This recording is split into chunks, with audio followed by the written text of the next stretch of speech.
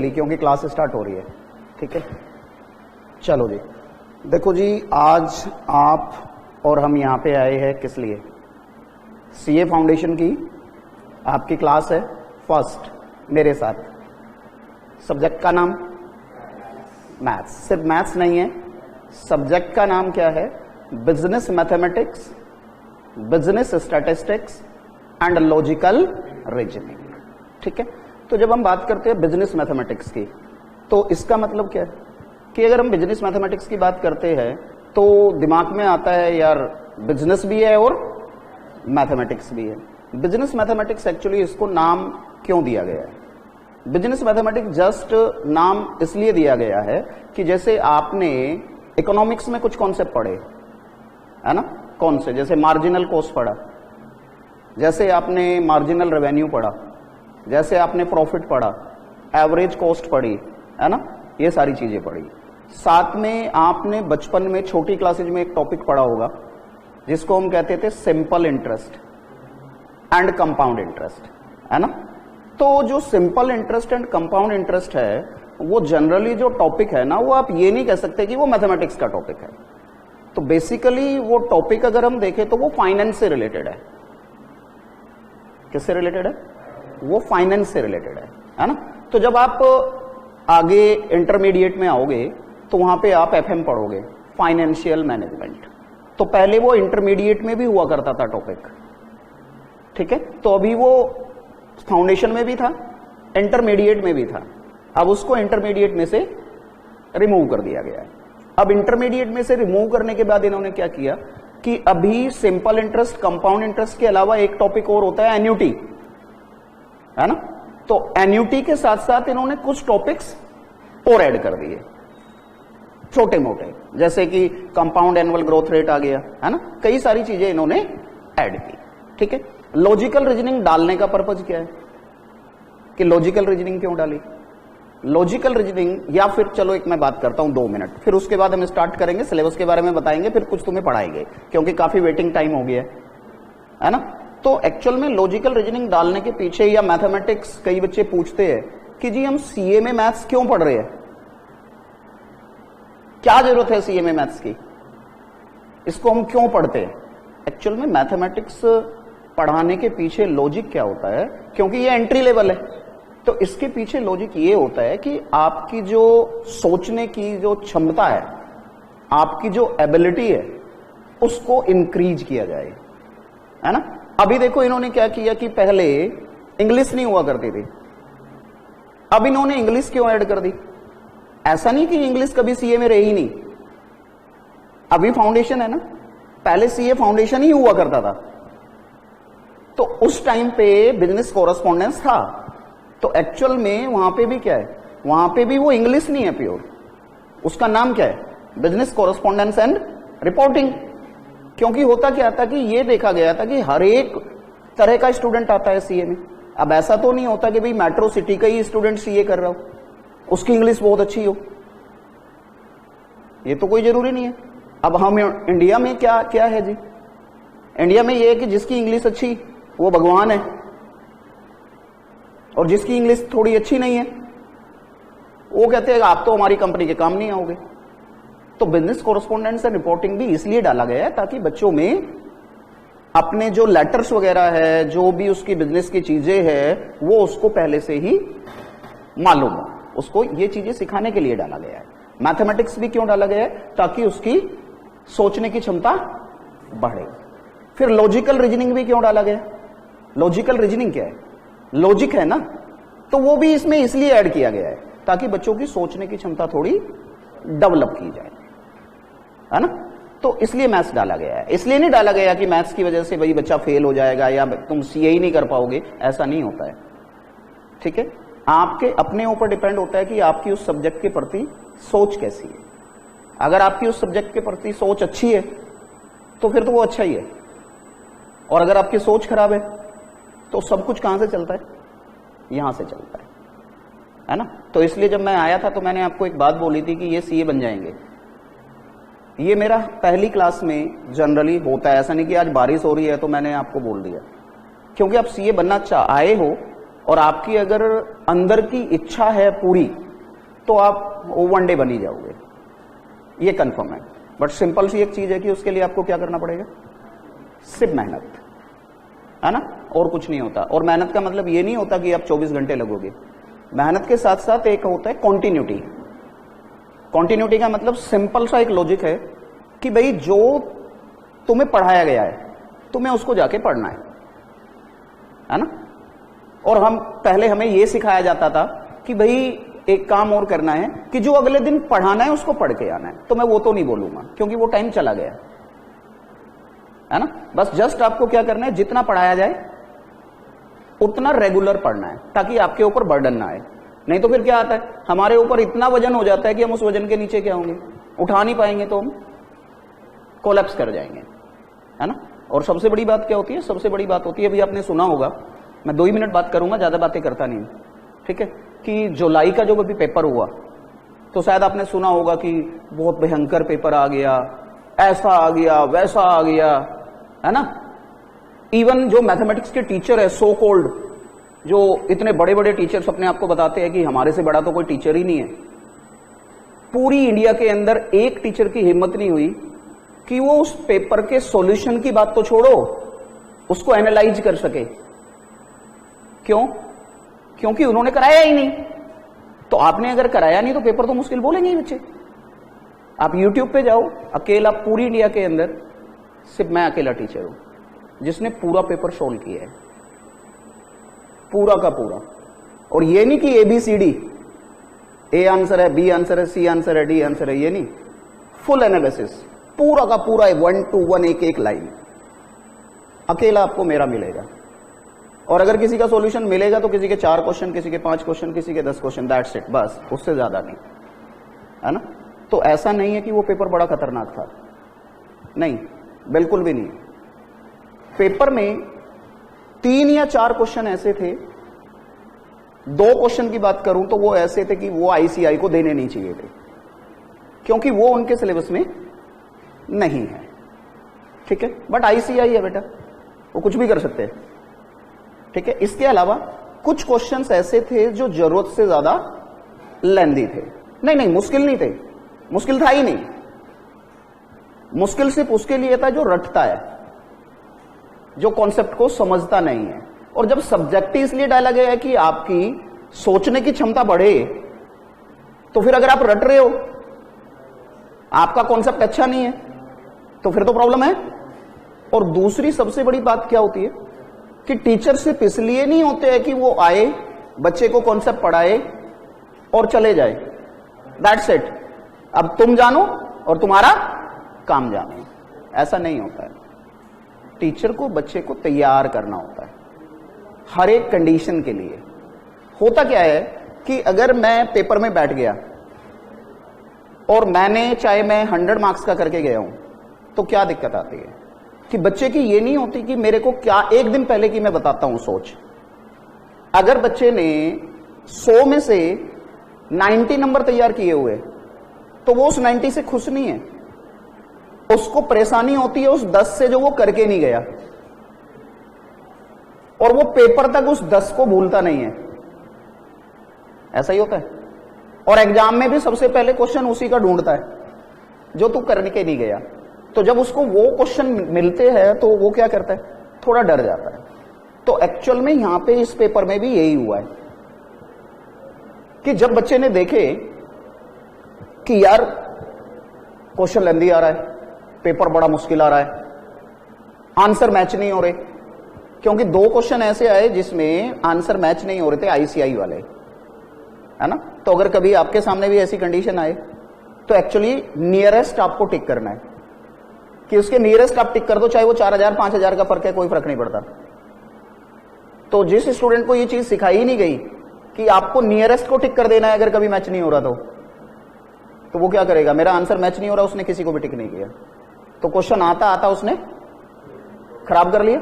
और दूसरी बात, जब उसका आंसर मैच नहीं हो रहा तो उसका ऊपर मेंटल प्रेशर पड़ गया। अब मेंटल प्रेशर पड़ गया तो फिर क्या हुआ कि जो उसको आता था वो भी चला गया, उसने उसको भी सोचना बंद कर दिया, दिमाग ने काम करना बंद कर दिया। एक तो मैथ्स का प्रेशर, क्योंकि बच्चे मैथ्स का प्रेशर लेके बैठे होते, तो मैं अपनी पहली क्लास में बोलता हूं क्या कि भाई इस सब्जेक्ट से डरना नहीं है ना। और डरने वाले आप हो ही नहीं, तभी तो आपने सबसे अच्छा कोर्स चूज किया है। अगर आप डरने वाले होते तो आप बीबीए करते ना, आप सीए के बारे में क्यों सोचते, आप दूसरा कोई कोर्स करते, बीसीए करते, है ना। क्या हो गया बेटा, आपको हंसी कुछ ज्यादा आ रही है। वैसे हंसना सेहत के लिए अच्छा ही होता है ना।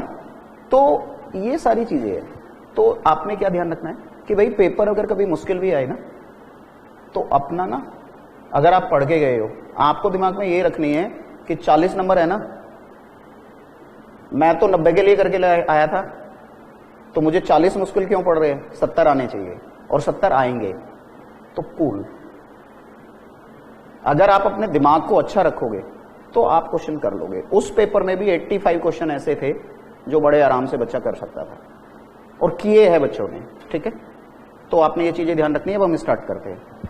तो देखो, मैं 1 मिनट सिलेबस के बारे में बताता हूं। जैसे हमने बोला बिजनेस मैथ्स है, तो बेटा बिजनेस मैथ्स के अंदर आपको मालूम है टोटल कितने चैप्टर्स है। मैं सिर्फ चैप्टर्स की बात करूंगा। 8 चैप्टर्स है बिजनेस मैथ्स के अंदर, ठीक है। बिजनेस स्टैटिस्टिक्स की अगर मैं बात करूं तो बिजनेस स्टैटिस्टिक्स में 6 चैप्टर्स है। और अगर मैं लॉजिकल रीजनिंग की बात करूं तो लॉजिकल रीजनिंग में आप मान के चलो कि अभी लास्ट अटेम्प्ट तक 5 चैप्टर हुआ करते थे, बट अब आईसीआई ने क्या किया है, कुछ चैप्टर्स हमारे डिलीट कर दिए, 1 चैप्टर डिलीट कर दिया है। तो अब इसके अंदर हमारे चैप्टर बच गए हैं 4। कितने चैप्टर बच गए? 4 चैप्टर है। क्वेश्चंस कितने कितने आते हैं? बेसिकली यहां से 40 क्वेश्चन, यहां से 40 क्वेश्चन, और यहां से 20 क्वेश्चन। तो इसका मतलब आपका टोटल 100 मार्क्स का पेपर है, ठीक है। पासिंग क्राइटेरिया क्या है कि आपको एटलीस्ट 40 नंबर आने ही चाहिए, ठीक है। अब बच्चा कहता है कि एटलीस्ट 40, चलो 40 को टारगेट करते हैं। तो अगर किसी ने 40 को टारगेट किया तो उसके 40 नहीं आने वाले हैं, दिस इज श्योर, है ना। उसके 40 नहीं आएंगे। तो जब आप मैक्सिमम ले सकते हो तो आप मैक्सिमम को करो। वो बात अलग है कि पेपर में कुछ गड़बड़ हो जाए, ऊपर नीचे हो जाए, वो तो किसी में भी हो सकता है, वो तो अकाउंट्स में भी हो सकता है ना। तो आपको एक तो चीज ये है कि कभी भी 40 टारगेट नहीं करने, मैक्सिमम करने हैं। अच्छा, अब बात कर लेते हैं कि जी मैथ्स में फिर है क्या क्या। देखो, जिसने 12th में मैथ्स पढ़ा है उसको पता है कि 12th में उसने कैलकुलस की पूरे साल, और कैलकुलस 52 मार्क्स की है, ठीक है। तो कैलकुलस यहां भी है, बट यहां पे कैलकुलस बिल्कुल बेसिक है, मुश्किल वाली नहीं है। मुश्किल का पोर्शन तो सारा ही हटाया हुआ है। मुश्किल फिर कहां है? एक तो वो जो सो कॉल्ड आपके सीनियर्स है, जिसने अभी या तो फाउंडेशन का एग्जाम दिया है, रिजल्ट भी नहीं आया, या जो इंटरमीडिएट में है, मुश्किल वहां से है, क्योंकि आपने ये चीजें सुनी हुई है, आपने ये चीजें सुनी हुई है। इवन मैथ्स के जो टीचर है, अगर नॉन मैथ्स स्टूडेंट आता है तो उसको क्या सजेस्ट करते हैं, बेटा एक काम करना, तुम ना ये मैथ्स के जो 40 नंबर है ना, ये तुम्हारे लिए नहीं है, ठीक है। पढ़ाना होता रहेगा बेटा, मैं आज इंट्रोडक्शन कर लेते हैं और थोड़ा आपको पढ़ा भी देंगे। क्या बोलते हैं कि ये 40 नंबर आपके लिए नहीं है, कांटा मार दिया जी। और बच्चा इस पे कांटा बड़ी आसानी से मार देता है। क्यों? एक तो उसको दूसरे बच्चों ने बताया होता है कि मैथ्स का पार्ट मुश्किल है, और एक उसके सर ने भी बोल दिया, सर तो महान है, सर का तो काम आसान हो गया। क्या हो गया? जो नॉन मैथ्स वाला बच्चा, जो उसको सबसे ज्यादा तंग करने वाला था, वो तो पहले ही काट दिया उन्होंने कि ये 40 नंबर तुम्हारे लिए नहीं है। तो बच्चे कितने? 60। अब जरा ध्यान से सुनना, ये बात आपको मेरे अलावा कोई नहीं बताएगा पूरी इंडस्ट्री में। और ये मत सोचना सर बड़ाई कर रहे हैं, मैं बड़ाई नहीं करता, भगवान मुझे माफ करे। आओ अब आगे चलते हैं, इधर आओ। ये 40 नंबर की जब स्टैटिस्टिक शुरू होती है, बच्चा तो ये मान के चलता है इसमें मीन मोड मीडियन है। इसमें तो हमने 11th में पढ़ा था, है ना। इसमें तो और क्या है, इसमें तो हम वो पढ़ेंगे रैंक कोरिलेशन वगैरह वगैरह वगैरह, इंडेक्स नंबर पढ़ेंगे, इसमें तो हम महान है, ये तो हमने सब पढ़ा हुआ है। लेकिन जब उसको पता लगता है कि यार इसमें दो चैप्टर, एक प्रोबेबिलिटी और एक थियोरेटिकल डिस्ट्रीब्यूशन। यार ये तो आईसीआई ने धोखा किया हुआ है उनके साथ, बोला स्टैटिस्टिक्स का है, लेकिन यार ये तो मैथ्स के चैप्टर है। ये दो चैप्टर ऐसे हैं जो मैथ्स में भी पढ़े जाते हैं, स्टैटिस्टिक्स में भी पढ़े जाते हैं, है ना। और इन दो चैप्टर की बेटे जा 10 नंबर। अब हुआ क्या, मैथ्स छोड़ दिया था। और ये दोनों चैप्टर, मैथ्स के दो चैप्टर है, एक परम्यूटेशन एंड कॉम्बिनेशन और एक सेट, ये इससे लिंक है। क्या करूं, मैं तो फंस गया, और फंस भी ऐसी जगह पे गया कि ना इधर जा सकता ना। अब क्या करूं, नंबर कितने बचे बेटा आगे, नहीं कितने बचे अब, 40 छोड़ दिया था, 10 तुम्हें मजबूरी में छोड़ना पड़ा, 40 तुमने खुशी खुशी छोड़ा था कि 60 में से 40 लाने हैं, कर लूंगा, और 1 2 4 तो मैं कर ही लूंगा यार, रेशो प्रोपोर्शन कर लूंगा, इधर उधर से कर लूंगा, कुछ ना कुछ तो हो ही जाएगा। अब वो फंस गया, ना इधर जा सकता ना इधर जा सकता, क्योंकि टाइम बचा हुआ है सिर्फ 2 मंथ, और अब उसको 50 में से लाने हैं 40। It is a big deal. 50 में से 40 कभी नहीं आ सकते, ठीक है। तो आपको क्या करना है, नहीं मैं ये नहीं कहता आप 100 करके जाओ, मैं ये नहीं कहता आप 100 करो, ठीक है। आप वो करो जो करो, ऐसा करो कि सीमेंटेड। आईसीआई को ये बोल दो अब कुछ भी पूछ लो मेरे से, और आपको चैलेंज है, आप मुझे इस सब्जेक्ट में फेल नहीं कर सकते, वो सीए बनते हैं। समझ में आई बात। और जो छोड़ने की टेंडेंसी होती है, ये नहीं होनी चाहिए। आपने तो फाइट ही नहीं किया, आपने तो देखा ही नहीं, आपने तो छोड़ दिया। यार जो छोड़ता है ना वो लाइफ में पता नहीं क्या क्या छोड़ता है। छोड़ने की टेंडेंसी कभी भी नहीं होनी चाहिए। और मेरे नॉन मैथ्स के स्टूडेंट्स के मैं आपको दिखाऊंगा रिजल्ट 90 प्लस लेके आए हैं, और मैथ्स वाले फेल होते हुए दिखाऊंगा। जो मैथ्स पढ़ के आए वो फेल होते हैं। क्यों क्यों होता है ऐसा, सोच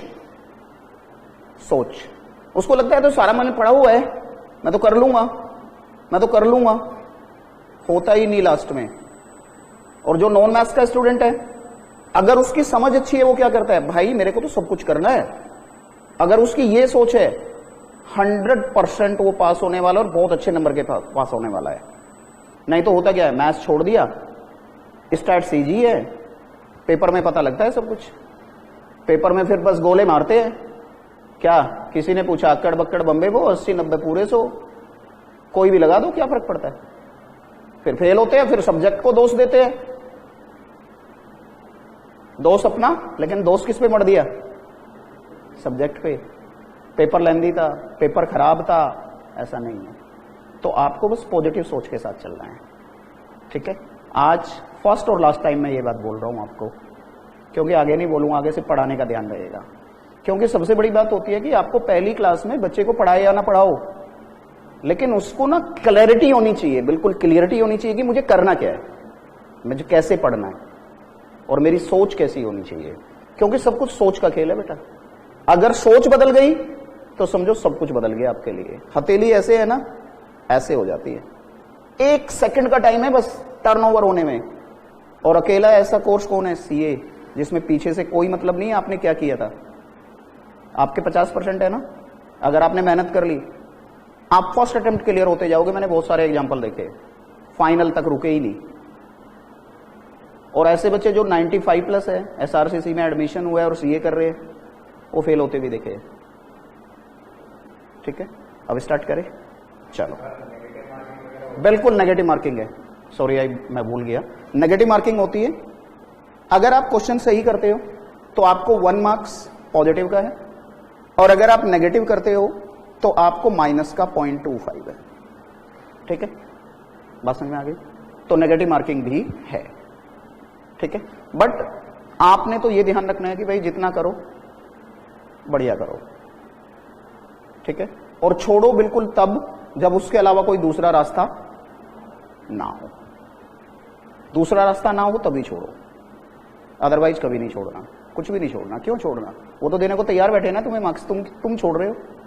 वो तो कह रहे आओ पेपर करो और हम आपको मार्क्स देंगे, उन्होंने थोड़ा कहा आप छोड़ो। छोड़ कौन रहा है? हम छोड़ रहे हैं, और कुछ उनको छोड़ने के लिए बोल रहे हैं। तो आपने जिंदगी में एक चीज ध्यान रखनी है, सुनो सबकी। कहते थे ना करो अपनी, ना करो अपनी तो करो, लेकिन साथ में अपना भला। ग्रुप कोचिंग में क्या होता है, बच्चा सोचता रहता है, सोचता रहता है, सोचता रहता है, यार सबको समझ आ रहा है, अकेला मुझे नहीं आ रहा। आज 5 हो सकता है कल 200 बैठे हो सकता है कल 500 बैठे हो।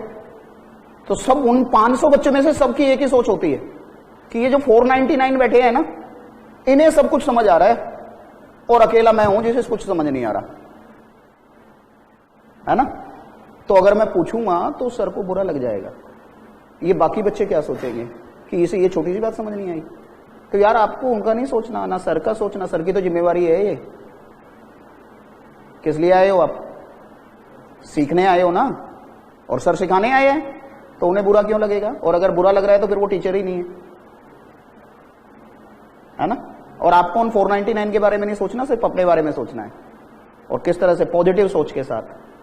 आपको ये सोचना है कि यार अकेला मैं थोड़ा हो सकता हूं, हो सकता है ये भी सारे ऐसे ही बैठे हो, किसी डर की वजह से ना पूछ रहे हो सकता है इनके अंदर भी वही डर हो जो मेरे अंदर है। तो मैं तो हिम्मत वाला हूं और मुझे तो अपने से मतलब है। सेल्फिश बन जाओ। पढ़ाई में ना हमेशा सेल्फिश होना चाहिए, वही आगे बढ़ता है। एज ए पर्सन सेल्फिश होना अच्छी बात नहीं है, लेकिन पढ़ाई में हमेशा सेल्फिश बन जाओ। आप क्या बोलो, यार मुझे समझ नहीं आ रहा, मुझे तो पूछना है, दैट्स इट, खत्म बात। और इनका भी भला हो जाएगा। This is the positive approach. तो जब आपकी पॉजिटिव अप्रोच होती है ना, तो हमारा दिमाग ज्यादा काम करता है। और जब आपकी नेगेटिव अप्रोच होती है, तो एक नेगेटिव अप्रोच के साथ 1000 नेगेटिव अप्रोच नेगेटिव आ जाते हैं। सब कुछ नेगेटिव होंगे, सब कुछ नेगेटिव होंगे, सब कुछ नेगेटिव होंगे। ठीक है, तो नेगेटिव नहीं सोचना। चलिए स्टार्ट करते हैं। आज बेटा जो भी टॉपिक पढ़ाऊंगा, क्योंकि एक तो क्लास ऑलरेडी लेट है, और नेक्स्ट क्लास जब भी होगी नहीं तो फिर रिपीटेशन होगा, और फिर रिपीटेशन होगा तो आपके लिए वो अच्छा नहीं होगा, क्योंकि आपने वो टॉपिक पढ़ लिया है, तो आप दोबारा क्यों पढ़ो, है ना। तो मैं आज जो भी टॉपिक आपको पढ़ाऊंगा वो हम नेक्स्ट क्लास में कंटिन्यू नहीं करेंगे। नेक्स्ट क्लास में बिल्कुल फ्रेश से कंटिन्यू करेंगे, और फिर जब ये चैप्टर दोबारा होगा तो फिर दोबारा से होगा। वो तो 2 महीने बाद होगा, फिर तब तक तो आपके दिमाग से निकल चुका होगा, है ना। ठीक है, करें स्टार्ट। आओ। और सोच कैसी रहेगी? मैथ से डरोगे क्या आज के बाद? यस और नो जोर से बोलो, मुझे सुनाई नहीं दे रहा। कभी नहीं डरना, कभी नहीं डरना। और अगर कोई डराए भी, नमस्ते कर लेना बस। भाई साहब आपका बहुत बहुत धन्यवाद, करूंगा वो जो मुझे करना है, उसे कुछ मत बोलना। ठीक है, आओ। एक चैप्टर है बेटा, सीक्वेंस एंड सीरीज। मैं थोड़ा इसके बारे में बताता हूं। अच्छा देखो, सीक्वेंस के बारे में तो आपने सुना है जी। सीक्वेंस सिंपल कॉमन सा वर्ड है। मैं ये नहीं कहता मैथ्स का वर्ड है, कहता ना सीक्वेंस से आ जाओ, है ना। सीक्वेंस का मतलब क्या होता है? क्या 1 by 1? सीक्वेंस का क्या मतलब होता है? क्या 1 by 1? जनरल लैंग्वेज में तो 1 by 1 ही होता है, लेकिन सीक्वेंस कभी भी 1 by 1 नहीं हो सकती, ऐसा जरूरी नहीं है। सीक्वेंस का मतलब होता है पैटर्न, जो एक पर्टिकुलर पैटर्न को फॉलो कर रहा हो। भाई पैटर्न में आ जाओ, है ना। आपने देखा होगा ना, कई बार कहते हैं यार कि हर 3 के बाद एक लेडी, हर 3, जैसे कि कहीं पे लाइन लगी हुई है और बहुत सारे जेंट्स है और कुछ लेडीज भी है, और वहां पे ऐसा सिस्टम नहीं है कि यार हम लेडीज के लिए लाइन अलग लगा सके, जेंट्स के लिए अलग लगा सके, और सीनियर सिटीजन के लिए अलग लगा सके। वहां पे ऐसा कोई सिस्टम नहीं बनाया गया है। तो वहां पे तो हंगामा हो जाएगा। सीनियर सिटीजन बोलेंगे हमें पहले ले लो, लेडीज बोलेगी हमें पहले ले लो। तो झगड़े से बचने के लिए वहां पे क्या करते हैं, वहां पे एक सिस्टम बना देते हैं, है ना। तो जैसे वो कह देते हैं कि यार हर 3 जेंट्स के बाद ना एक लेडी आ जाओ, है ना, या एक सीनियर सिटीजन आ जाओ। तो उसको हम कहते हैं कि पैटर्न है, बट वो मैथमेटिकल है या नहीं ये नहीं हम कह सकते। तो यहां पे हमें वो चीज पढ़नी है। ओके, करें स्टार्ट। देखिए सीक्वेंस क्या होता है। अगर मैं सीक्वेंस को डिफाइन करना चाहूं, whenever numbers are written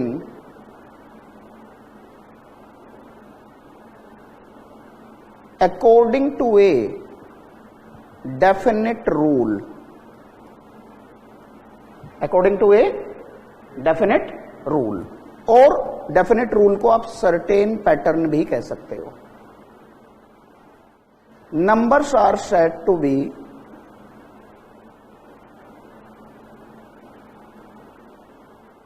in sequence, ठीक है। तब हम क्या कहते हैं, हम कहते हैं कि नंबर्स हमारे किस में है, सीक्वेंस में। अब ये सीक्वेंस कैसी हो सकती है, ये सीक्वेंस ऐसी भी हो सकती है कि आप उसके काउंट करके बता सको कि यार इसमें कितने नंबर है, चलो काउंट करते हैं वो, ठीक है। और कई बार ऐसा भी हो सकता है कि आप ये बोलो कि ये सीक्वेंस तो है लेकिन यार ये काउंटेबल नहीं है। काउंटेबल नहीं है का मतलब आप कहोगे ये तो यार मैं लास्ट का बता ही नहीं पा रहा हूं, यानी कि काउंटेबल कौन सा होता है बेटा, काउंटेबल का मतलब होता है डेफिनेटली आपको ये पता होगा कहां से शुरू हुआ कहां पे खत्म हुआ। और नॉन काउंटेबल कौन से होंगे, पता नहीं होगा कहां पे खत्म हो रहा है ना। तो उसको मैं क्या कहता हूं कि वो मेरा इन्फिनाइट है। यानी कि सीक्वेंस मेरी कैसी हो सकती है, फाइनाइट भी हो सकती है, इन्फिनाइट भी हो सकती है। लेकिन आप लॉजिकली मुझे सोच के बताओ कि अगर मैं आपको एक क्वेश्चन दे दूं तो क्या वो एक टाइम पे दोनों हो सकता है, क्या आप उसको ये भी कह सकते हो कि वो फाइनाइट भी है और इन्फिनाइट भी है, नहीं ना। तो देखो यहीं से फर्क पड़ता है। एक क्वेश्चन आ गया एग्जाम में, सीक्वेंस में बी, है ना, एक ऑप्शन लिखी फाइनाइट, एक ऑप्शन लिखी इन्फिनाइट, एक लिखी बोथ, एक लिखी ए और बी। अब देखो फर्क होता है सुनने का कि किस बच्चे ने ध्यान से सुना। जरूरी नहीं है कि वो आपको लिखा मिले। तो बच्चा एग्जाम में कैसे सोचता है, बच्चा कहता है हां सर ने पढ़ाया था सीक्वेंस ना फाइनाइट भी होती है और इन्फिनाइट भी होती है ना। तो वो क्या करेगा, बोथ को टिक कर देगा। वो तो अपनी तरफ से ठीक कर रहा है क्योंकि उसने उतना ही सुना है, उसने वो तो सुना ही नहीं जो सर ने बोला था। क्या बोला था कि पॉसिबिलिटी दोनों है लेकिन होगी एक टाइम पे कोई एक, either it will be finite और इट विल बी इन्फिनाइट। तो सही कौन सा, और वाला है या बोथ वाला। लेकिन मैं लिख के देता हूं 95 स्टूडेंट बोथ वाले को टिक करके आएंगे। अगर मैं आपको यह बात ना बताता आप भी 100% बोथ करते। तो सुनना ध्यान से, पॉसिबिलिटी दोनों है लेकिन एक टाइम पे कोई एक, either it will be finite और इट विल बी, बस यही खेल है, ठीक है।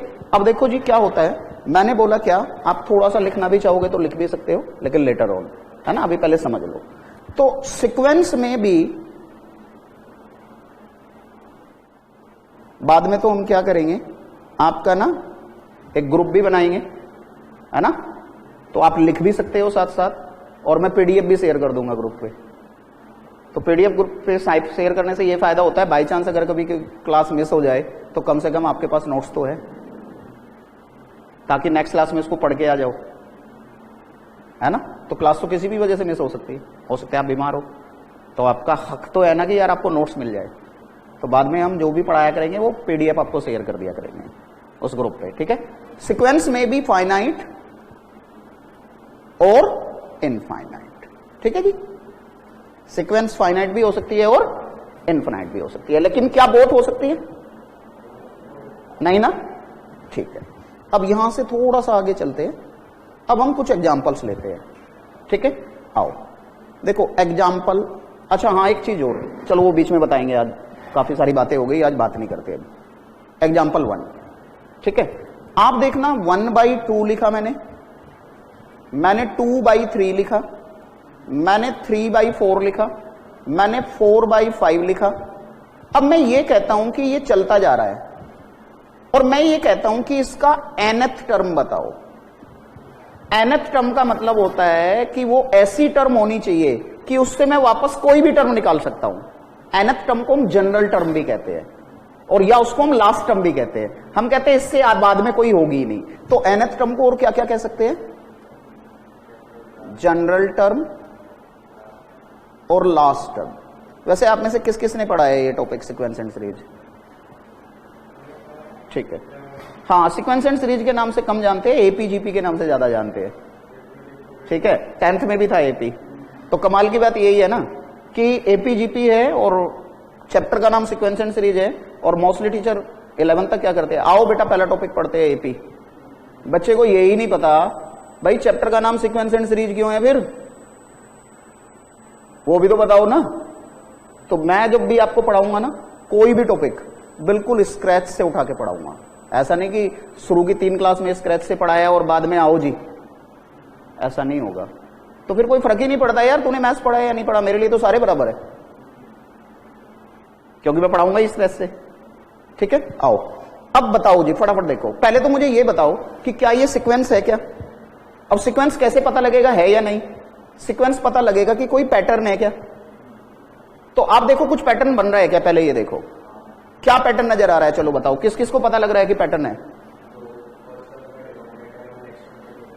हाँ वो एक ज्यादा हो रहा है। आप ऊपर देखो, देखो ऊपर वाले नंबर मेरे नेचुरल नंबर से और लगातार है। 1 के बाद 2 है, 3 है, 4 है, कहीं कोई मिसिंग है नहीं ना, कहीं कोई मिसिंग नहीं है। अब नीचे देखो यार, पहली टर्म में जब यहां 1 था तो यहां 2 हुआ, मतलब उससे एक ज्यादा। यहां 2 था तो यहां उससे एक ज्यादा, यहां 3 था तो यहां उससे एक ज्यादा, यहां 4 था तो उससे एक ज्यादा। तो अब मुझे ये बताओ, मैंने कहा तुम nth टर्म बताओ, तो तुम कोई फॉर्मूला ढूंढोगे या सिर्फ लॉजिक? सिर्फ लॉजिक ना। Maths is all about formula but not always. ऐसा नहीं होता कि उसको सोल्व करने के लिए आपको हमेशा फॉर्मूला चाहिए ही चाहिए यार, लॉजिक भी तो है। तो क्या लॉजिक है, जब पहली टर्म ली तो 1, जब दो, हाँ जब दूसरी टर्म ली तो 2, जब तीसरी टर्म ली तो 3, जब चौथी टर्म ली तो 4, जब nth लूंगा तो nth टर्म हो जाएगी ऊपर n और नीचे n+1। क्या ये बात सबको क्लियर है, बोलो हाँ पक्का। अच्छा अब इस nth टर्म का मुझे फायदा क्या है, अगर आपको nth टर्म मिल गई तो आप इससे इसकी वापस कोई भी टर्म निकाल सकते हो, और आगे की भी निकाल सकते हो, पीछे की भी निकाल सकते हो, कोई भी निकाल लो। अब अगर मैं आपको कहता हूं कि इसकी फर्स्ट टर्म बताओ, तो फर्स्ट टर्म का मतलब है आप n को क्या डाल दोगे 1, देखो आ रही है ना 1/2। मैं कहता हूं सेकंड टर्म बताओ, क्या डाल दोगे n को,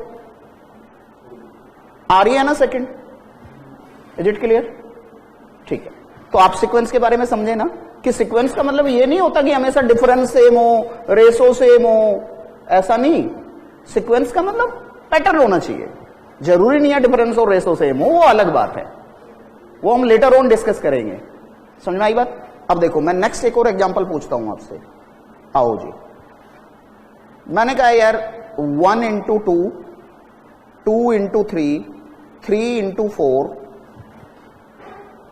into है बेटा, ये सीक्वेंस है क्या? आपको इंटू नहीं करना, आपको बस मानना है इंटू है, लेकिन करना नहीं। अगर आपने इंटू करके बोला यार ये 2 है, ये 6 है, ये 12 है, फिर तो आप कहोगे सर अभी तो कुछ भी नहीं है ये। लेकिन उन्होंने आपको ये थोड़ा कहा कि आप इंटू करो ही करो, आपको तो पैटर्न देखना है। तो बताओ जी विदाउट इंटू करे अभी कोई पैटर्न नजर आ रहा है? आ रहा है? यस और नो? आ रहा है। क्या पैटर्न आ रहा है? बिल्कुल वही, यहां पे पहली टर्म में 1, यहां पे 2, यहां पे, और नेक्स्ट में एक ज्यादा। तो इसका मतलब अगर मैं इसकी भी nth चाहूं तो निकल जाएगी। क्या है nth बताना? n into n+1। मैं चाहता हूं हर एक बच्चा जाने और हर एक बच्चा बोले, क्योंकि जब तक आप बोलोगे नहीं तब तक आपकी कोई सुनेगा नहीं। बोलना जरूरी है, और जितना आप बोलोगे उतना मुझे लगेगा कि जो मैं इनको देने आया हूं वो इनको दे पा रहा हूं, और मेरी खुशी उसी में है। समझ में आ गई बात? मेरी क्लास में 500 भी बैठे हो ना, मैं 500 को चाहता हूं 500 के 500 समझ के जाए। मुझे 3 बार बताना पड़े ना, खुश होके बताता हूं, क्योंकि मुझे पता है वही मुझे रिटर्न मिल रहा है, वही मुझे रिटर्न मिल रहा है। और 2 साल बाद दिखा सकता हूं, आज 5 बैठे हो ना, यहां पे 2 साल बाद कम से कम 300 होंगे। आप इंटर में पढ़ रहे होंगे, देख लेना, ठीक है, क्योंकि आप ही बताओगे। चलिए अब आगे आओ। अब देखो जी एक एग्जांपल और लेता हूं। आओ, मैंने एक एग्जांपल और लिया, आप मुझे फिर बताओगे कि वो सीक्वेंस है या नहीं, बस आपको ये बताना है, और लॉजिकली चल रहा है। मैंने कहा 1, मैंने कहा 4, मैंने कहा 9, मैंने कहा 16, और मैंने कहा nth। चलो सोचो, सीक्वेंस है क्या? हां, अभी एक का आंसर आ रहा है हां, दूसरे भी सोचो। जैसे नंबर लिखा है ना, जरूरी नहीं वैसे ही छोड़ो, आप अपने हिसाब से चेंज कर सकते हो, बस रिजल्ट चेंज नहीं होना चाहिए, रिजल्ट चेंज नहीं होना चाहिए। सोचो थोड़ा। हाँ सीक्वेंस है, सीक्वेंस है। हाँ जी आप बताइए। कोई बात नहीं, कई बार आपका भी आंसर सही आएगा, कभी कभी भी ना अपने आप को नीचे मत समझो। देखो हो क्या रहा है मैं बता देता हूं यार। देखो 1 का स्क्वायर लिख सकते हो, अपने फायदे के लिए चेंज कर सकते हो। आदमी चेंज नहीं होते कि अपने फायदे के लिए, तो तुम एक सीक्वेंस को चेंज नहीं कर सकते, बस उसका ये चेंज नहीं होना चाहिए। एक्चुअल मीनिंग वही रहना चाहिए जो था, बट आप अपने फायदे के लिए उसको चेंज कर सकते हो। ये क्या है? ये क्या है? ये क्या है?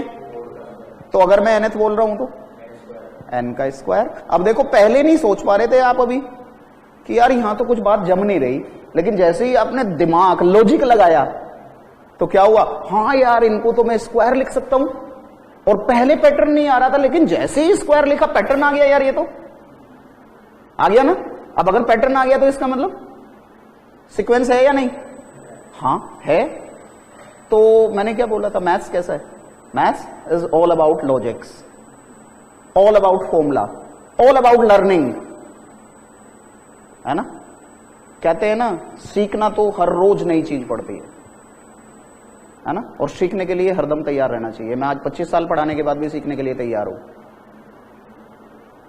है ना। 26 ईयर चल रहे हैं मुझे पढ़ाते हुए सीए क्लासेज को, है सर? लगता तो नहीं है ना। एज कितनी होगी फिर? चलो एज की बात बाद में करेंगे, अब बढ़ते आगे, है ना। तो जीवन का मोटिव रखना, सीखना बंद तो जीतना बंद। जिस दिन आपने सीखना बंद कर दिया उस दिन आपका जीतना बंद। हमेशा सीखने के लिए तैयार रहो, सिखाने वाला चाहे कोई भी हो। मैं आपसे रेडी हूं सीखने के लिए, कल को आप भी सिखाओगे मुझे कोई ना कोई चीज। कैसे सिखाओगे? हो सकता है मैंने एक क्वेश्चन का एक मेथड बताया, दूसरा मेथड बताया, मे भी आप मुझे कोई नया बता दो, सर इसको ऐसे भी तो कर सकते हैं। हाँ यार मैंने तो कभी सोचा ही नहीं था। तो ऐसा मत मानो कि मैं जो ऐसा आज पढ़ा रहा हूं ऐसे मैं 25 सालों से पढ़ाता आ रहा हूं। बहुत सारी चीजें आप सबने बताई है। यही तो फर्क होता है किसमें? एक लर्नर में जो अभी अभी पढ़ाने आया है, टॉपिक तो वो भी वही पढ़ाएगा, नाव वाले दोनों पार निकालते हैं, लेकिन जिसको एक्सपीरियंस है वो आपको बहुत अच्छी तरह से ले जाएगा बाहर, आपको दिक्कत नहीं होने देगी। चले आगे आओ, अब मैं आगे चलता हूं, ठीक है। आपने मुझे बता दिया ये सीक्वेंस है सारी, ठीक है। अब तक के जितने मैंने एग्जांपल लिए, क्या इन सब में आपने कोई फॉर्मूला लगाया या एक लॉजिक से किया? फॉर्मूले से या लॉजिक से? सिर्फ लॉजिक, है ना। लेकिन ऐसा तो हमेशा पॉसिबल नहीं है कि आप लॉजिक लगा ही पाओ। आओ मैंने बोला जी चलो जी देखते हैं लॉजिक लगेगा क्या, मे भी लग जाए मे भी ना लगे। मैंने कहा यार एक है 2, एक है 5, एक है 8, एक है 11, और मैंने कहा यार इसकी nth बताओ। अभी पीछे के सारे कौन से भूल जाना, आप जो आपने पढ़े भी है वो भूल जाओ बिल्कुल। आप ये मान के चलो आप ब्लैंक बैठे हो, आप बिल्कुल ब्लैंक हो, मैं सिखा रहा हूं आप सीख रहे हो, ठीक है। जो भी दिमाग में आए आप बोलो। आप मुझे बताओ कि सीक्वेंस तो है, ये तो पक्का है कि सीक्वेंस है, क्योंकि 3 3 3 बढ़ते जा रहे हैं। बट अगर मैं इसकी अब nth चाहता हूं तो मुझे बताओ कि इसकी nth क्या आप लॉजिकली सोच पा रहे हो क्या? और अगर सोच पा रहे हो तो आपके दिमाग से क्या होना चाहिए? जो भी दिमाग में आए बोलो, बिल्कुल खुल के बोलो, कोई दिक्कत नहीं है। गलत हो सकता है, इससे ज्यादा क्या होगा? n+3। देखो जी एक आया n+3, ठीक है। अच्छा अब अगर n+3 में इनकी बात मान लेता हूं, मैं डिनाई नहीं कर रहा कि n+3 है या नहीं। अब ध्यान से सुनो, मैंने क्या बोला था कि अगर मैं nth टर्म बोल रहा हूं तो मैं उससे वापस सारी टर्म निकाल सकता हूं, और अगर मुझे फर्स्ट टर्म चाहिए तो मैं n को 1 डालूंगा ना। यहां मैंने n को 1 डाला, तो जैसे ही मैंने n को 1 डाला ये तो 4 आ रहा है, लेकिन पहली टर्म तो 2 है। इसका मतलब कहीं ना कहीं मैं गलती कर रहा हूं। हाँ, ये बात अलग है कि अगर मैं n को 2 डाल रहा हूं तो बाई चांस ये 5 आ जा रहा है ना, लेकिन अगर मैं n को 3 डाल रहा हूं तो ये 6 आ रहा है, लेकिन वहां तो 8 है। तो इसका मतलब कहीं ना कहीं मेरा लॉजिक गड़बड़ हो रहा है, और इसको मैं लॉजिक से बता भी नहीं पाऊंगा। इसके लिए we need a certain formula. इसके लिए हमें आपको एक फॉर्मूला बताना पड़ेगा कि जब भी ऐसी सीक्वेंस आए कि उसमें डिफरेंस सेम हो रहा है, उसमें डिफरेंस से हो रहा है और उसकी कोई भी टर्म निकालनी हो, तो लेटर ऑन हम आपको उसके लिए एक फॉर्मूला देंगे। तो ऐसा नहीं है कि सारी टर्म एक लॉजिक से आ जाए, कुछ में फॉर्मूले की जरूरत पड़ेगी और कुछ किससे, लॉजिक से आ जाएंगे। ये फॉर्मूले से आएगा लेटर ऑन, बस मैं आपको यही चीज सिखाने वाला हूं। अच्छा, अब एक और लेता हूं, आप मुझे बताओ। मैंने कहा यार एक एग्जांपल ले रहा हूं छोटा सा। मैंने कहा 1 2 4 8 16, इसकी एनथ, इसकी एनथ बताओ। क्या कोई लॉजिक है? तो जब लॉजिक नहीं है, आपका दिमाग काम नहीं कर रहा, तो आप क्या बोलोगे? सर अभी आपने हमें अधूरा पढ़ाया है, आप हमें इसके लिए कोई फॉर्मूला बता दो। हाँ जी बोलो, आपके दिमाग में कुछ आ रहा है। 2n, good. देखो जी, मैंने कहा nth टर्म कभी भी ना क्लास में बोलने से मत घबराना। बोलो, जितना बोलना सीखोगे ना उतना आप ज्यादा सीखोगे। दिमाग में जो बात दिमाग में आई ना, बोलो। ज्यादा से ज्यादा गलती तो होगा, गलती को सुधारने के लिए ही तो हम लोग हैं। समझ में आई बात? तो बच्चे ने बोला 2n। अब देखो बेटा, मैं अगर वापस टर्म चाहिए तो n को 1 डालू तो पहली आ जानी चाहिए। तो क्या n को 1 डाल के पहली आ रही है? नहीं आ रही। इसका मतलब कहीं ना कहीं हमारा लॉजिक गड़बड़ आ रहा है। n को 2 डाल के 4 आ रहा है, लेकिन यहां तो 2 है। n को 3 डाल के 6 आ रहा है, लेकिन यहां पे तो 4 है। तो दैट मीन्स हुआ क्या कि यार सीक्वेंस जो होगी ना, कई किस तरह की होगी?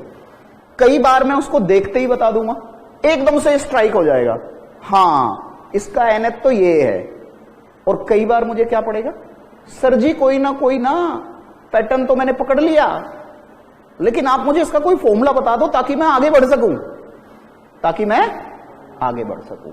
तो अब इसके बाद जो मेरा नेक्स्ट टॉपिक आता है उसको हम बोलते हैं, एक होता है सीरीज और एक होती है प्रोग्रेशन। ये 3 चीजें होती है, ठीक है। तो सीक्वेंस क्या हुई जी, बताओगे मुझे सीक्वेंस क्या हुई? जब भी नंबर्स में एक पैटर्न आ रहा हो तो हम कहते हैं वो सीक्वेंस है।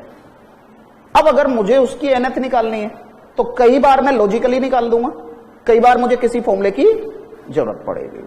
सीक्वेंस फाइनाइट भी हो सकती है, इनफाइनाइट भी हो सकती है, लेकिन होगी दोनों में से कोई एक। Either it will be finite और इट विल बी इनफाइनाइट। यहां तक सबको क्लियर है? कंफर्म? Any doubt? मन में नहीं रखना भाई, मैं भी नहीं रखता। मुझे कभी लगेगा कि ये बच्चा गड़बड़ कर रहा है, मैं बोल दूंगा भरी क्लास में, बुरा मत मानना फिर, ठीक है। कई बार आराम से बुला के अलग से बोलूंगा, क्लास में बोलूंगा नहीं कभी भी, ठीक है। आओ आगे बढ़ते हैं। अब एक चीज सीखो यार, आप किसी में भी देखो, क्या मैंने इनके बीच में कहीं क्या लगाया है सीक्वेंस के बीच में? बताओ। सीक्वेंस की जो टर्म्स है ये अलग अलग है ना, मुझे पक्का पता लग रहा है, क्योंकि सेपरेट करने के लिए मैंने कोमा लगाया है। सेपरेट करने के लिए मैंने क्या लगाया है? कोमा। यानी कि ये पहली टर्म है, ये दूसरी टर्म है, ये तीसरी टर्म है, ये चौथी टर्म है। सीक्वेंस से ही बनता है सीरीज। सीक्वेंस से ही क्या बनता है? सीरीज। आओ जी, नेक्स्ट टॉपिक मेरा क्या आ जाता है? नेक्स्ट टॉपिक मेरा आ जाता है सीरीज। तो जनरली क्या होता है, sum of the terms of sequence is known as series. बस उन टर्म्स के बीच में प्लस का साइन लगा दो, वो सीरीज बन जाएगी। Series is nothing but that it is also an sequence. क्या जी, आपने पहला एग्जांपल क्या पढ़ा था बच्चों? 1/2, 2/3, 3/4, ऐसे लास्ट में क्या आया था? अब अगर मैं यहां पे प्लस कर दूं और इसके बाद एक से ज्यादा प्लस लगा दूं, तो एक से ज्यादा प्लस का मतलब है यही पैटर्न चलता जाएगा, कहीं तक जाओ, लेकिन खत्म होने वाला पैटर्न है, तो इसलिए मैंने लास्ट में ये लिख दिया, है ना। अच्छा, अब मैंने बोला यार अभी कि 2, 5, 8, nth, यहां पे भी मैं क्या कर दूं, यहां पे भी प्लस कर दूं, तो ये भी क्या बन गई, सीरीज बन गई। अच्छा, अब एक बच्चा कह रहा है सर एक बात बताओ, मेरे दिमाग में एक बात आ रही है, सर क्या हमेशा प्लस ही होना जरूरी है? माइनस भी तो हो सकता है। माइनस कब होगा? ये तो सीक्वेंस देखो बढ़ रही है, 2 के बाद 5 हुआ, 5 के बाद 8 हुआ, 8 के बाद 11 हुआ, लेकिन अगर ये डिक्रीजिंग सीक्वेंस हो जाए तो सर बीच में माइनस भी तो आ सकता है। बीच में यार प्लस का मतलब क्या होता है? प्लस का मतलब माइनस तो हमेशा रहेगा ही रहेगा, कहीं ना कहीं माइनस की पॉसिबिलिटी है। अगर मैं कहीं मल्टीप्लीकेशन कहता हूं तो डिवीजन की पॉसिबिलिटी भी है, क्योंकि दोनों एक दूसरे के, प्लस का अपोजिट कौन है? माइनस। मल्टीप्लाई का अपोजिट कौन है? डिवाइड। तो जरूरी नहीं कि मैं प्लस कहूं तो माइनस कभी आ ही नहीं सकता, ऑलवेज पॉसिबिलिटी है। आओ जी देखो, आओ मैं एक एग्जांपल लेता हूं। 8 6 4 2, यहां तक ठीक चल रहा है? क्या हो रहा है? 2 कम हो रहे हैं, 8 से 6 हुआ, 6 से 4 हुआ, 4 से 2 हुआ। अब 2 के बाद नेक्स्ट क्या होना चाहिए? 0 होना चाहिए। Very good. अब 0 तक पहुंच गए, अब 0 में से 2 कम करूंगा तो और माइनस का 2 होना चाहिए। इसके बाद में -4 होना चाहिए। तो ये भी क्या है? ये भी सीरीज है। ये भी क्या है? सीरीज है। और सीरीज भी कैसी हो सकती है? फाइनाइट, इनफाइनाइट, दोनों में से कोई एक या बोथ? दोनों में से कोई एक। अब रट गई ना आपको ये चीज, ठीक है? तो रट गई तो फिर तो कोई दिक्कत ही नहीं है, एग्जाम तक याद रहेगा। बस आपने रेगुलर रिवाइज करना है, रेगुलर रिवाइज करना है। बस एक ही चीज है कि जितना पढ़ाए रोज पढ़ लो। रोज का काम रोज, रोज का काम रोज। ये मान लो यार रोटी रोज खाते हो ना, पढ़ना भी रोज है ना? आप कहते हो नहीं मैं तो 5 दिन बाद पढ़ लूंगा, है ना? एक टाइम में 4 रोटी खाते हो, दिन में 8 खाते हो। आपको एक टाइम में एक दिन में बोल दे नहीं 5 दिन की अभी 40 खाओ, क्या खा लोगे? नहीं खा सकते, चाहे कितना भी स्वादिष्ट बनाओ। तो जब खा नहीं सकते तो पढ़ कैसे सकते हो 5 दिन का? पढ़ ही नहीं सकते भाई। और अगर पढ़ोगे तो किसी का हेड याद रहेगा, किसी का टेल याद रहेगा। साइंटिफिक फैक्ट है। अगर आपने 24 आवर्स के अंदर उसको रिवाइज नहीं किया तो आपका मैक्सिमम उड़ जाएगा, आपका मैक्सिमम उड़ जाएगा, पर थोड़ा बहुत ही याद रहेगा। आओ अब आगे चलते हैं। आ जाओ जी। आप नहीं तो बोलोगे कुलदीप, मेरा नाम पता है आपको? नहीं पता? अरे मैथ्स वाले सर, ऐसे ही तो याद करते हो। मैथ्स वाले सर, इको वाली मैम, लो वाले सर, अकाउंट्स वाले सर, है ना? नाम मेरा है कुलदीप आर्य, ठीक है?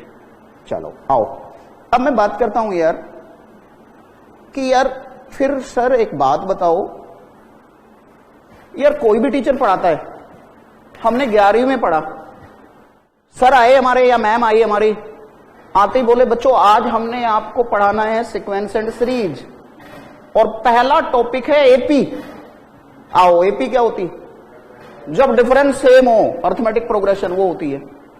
सर ऐसे तो किसी ने पढ़ाया ही नहीं, है ना? तो आपको चैप्टर का नाम पता होना चाहिए ना।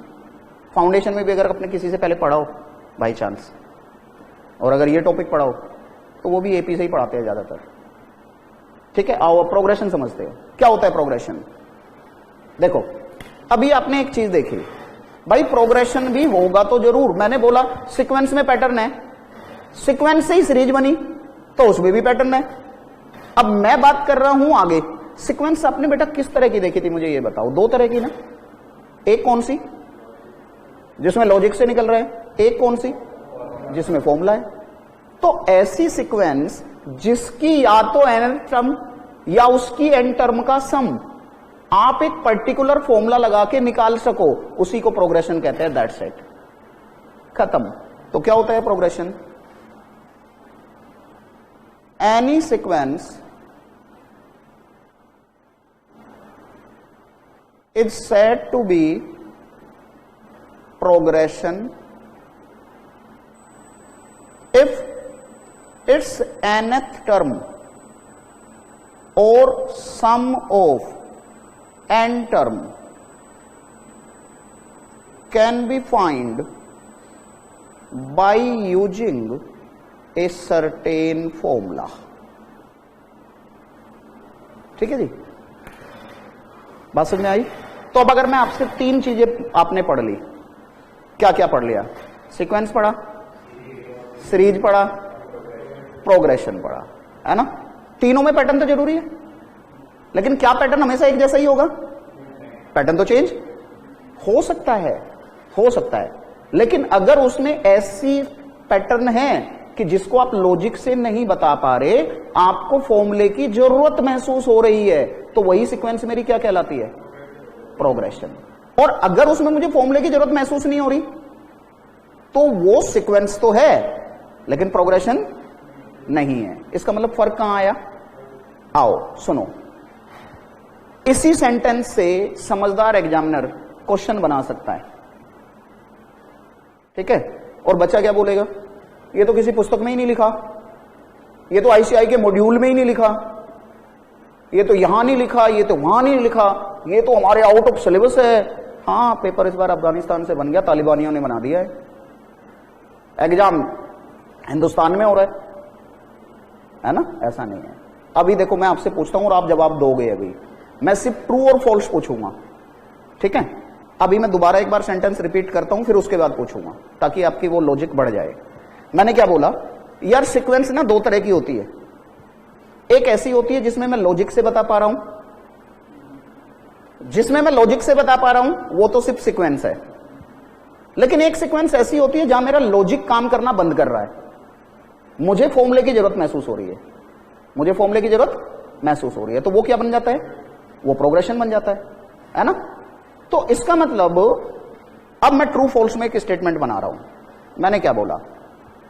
Every progression is a sequence, but every sequence not need to be a progression.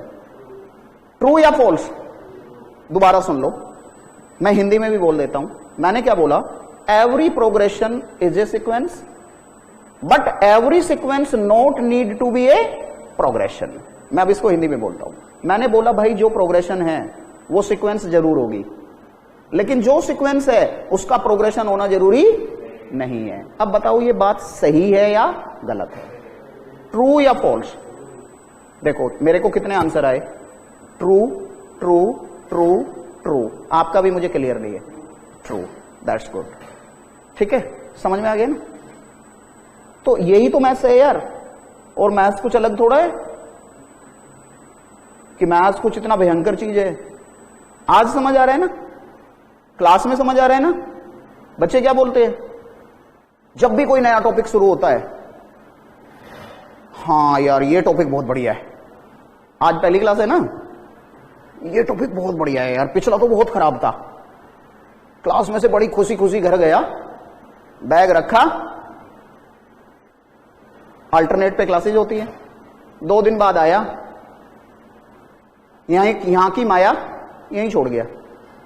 कहता मैं तो ऐसा इंसान हूं, मैं यहां की माया यहीं छोड़ जाता हूं। दैट मीन्स घर पे जाकर रिवाइज ही नहीं किया। आया 2 दिन बाद, पिछली क्लास में तो बहुत आसान था, आज मुश्किल हो गया। क्यों मुश्किल हो गया भाई? सर ने बना दिया क्या? किसने बनाया मुश्किल? क्योंकि आपने पढ़ के नहीं आए, मुश्किल बनेगा ही। ठीक है, तो आपने ना, कोई भी टॉपिक हमेशा एक जैसा होता है, वो कभी चेंज नहीं होता, एक जैसा ही रहेगा अगर आप रेगुलर पढ़ाई करते जा रहे हो तो। ठीक है, आओ अब देखो जी, मैं बात करता हूं कि ये प्रोग्रेशन कितने टाइप की हो सकती है जी। पैटर्न तो अलग अलग हो सकते हैं ना। तो टाइप्स ऑफ प्रोग्रेशन 3 तरह की होती है मेरे बच्चों।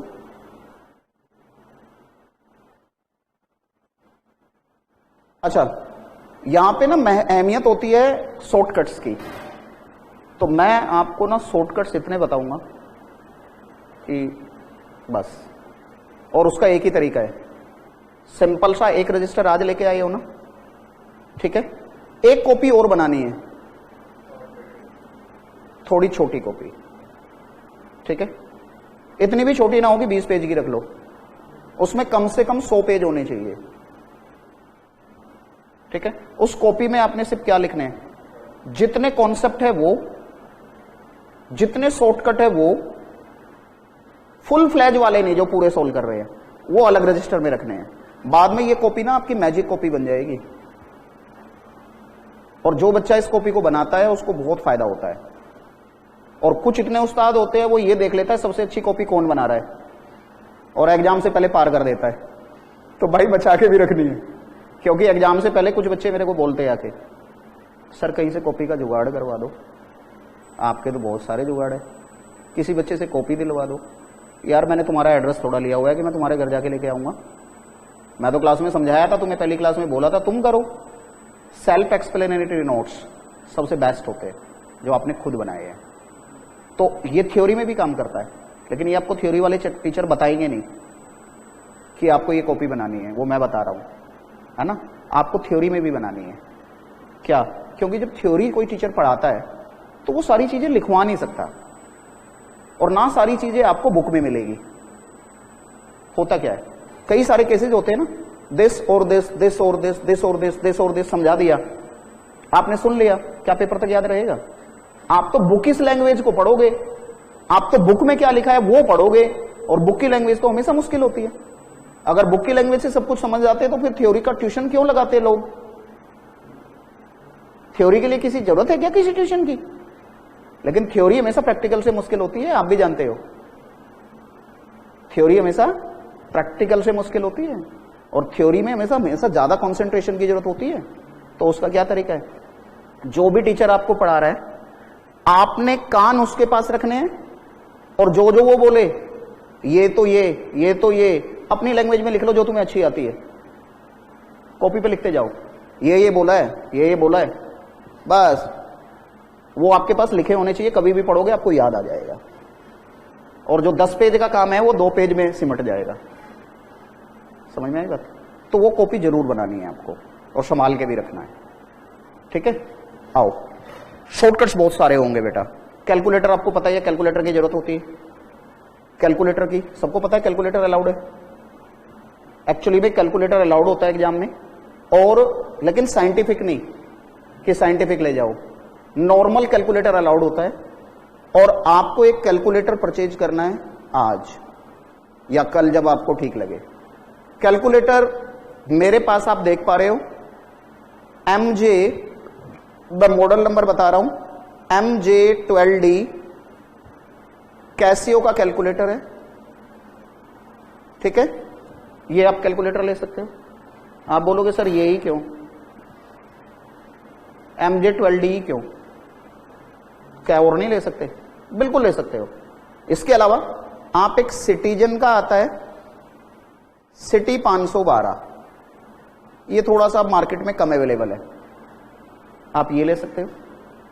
अब इसी में ना एक कैसियो में कई सारे आते हैं, आपको कलर एक जैसा लगेगा, मॉडल एक जैसा लगेगा, सब कुछ एक जैसा लगेगा, लेकिन उसमें ना उन्होंने क्या कर दिया है, MJ120, बस एक जीरो डाल दी है, MJ120D, ये नहीं लेना, ये आपके काम का नहीं है, आपकी कैलकुलेशन मैच नहीं होगी। हर एक कैलकुलेटर की अपनी प्रोग्रामिंग है। मैं बताता हूं आपको अभी लग रहा होगा कि ऐसा नहीं होगा, लेकिन मैं आपको बताऊंगा कि जब हम अपनी फाइनेंस वाला चैप्टर करेंगे, जिसमें हमें 8-8, 10-10 डिजिट मैच करनी है, डेसिमल के बाद की भी, तो आप वहां पे क्या बोलोगे, सर मेरा तो आंसर नहीं आ रहा। मैं निकाल दूंगा आपके कैलकुलेटर से, क्योंकि मुझे उसकी ट्रिक मालूम है कि अगर ये कैलकुलेटर है तो इसमें दिक्कत क्या हो रही है। अब होता क्या है कि अगर क्लास में 100 बच्चे बैठे हैं और 100 में से 50 पे ये कैलकुलेटर है, और बाकी 50 में किसी के पास कुछ है, किसी के पास कुछ है, किसी के पास कुछ है, और ये कैलकुलेटर पर आदमी तो है नहीं, ये तो मशीन है। अब मशीन है तो मशीन की तो अपनी एक कोई प्रोग्रामिंग होती है ना, रोबोट की एक प्रोग्रामिंग है, जो आपने प्रोग्रामिंग कर दी वो वही करेगा ना, वो इंस्टेंट डिसीजन नहीं लेगा ना।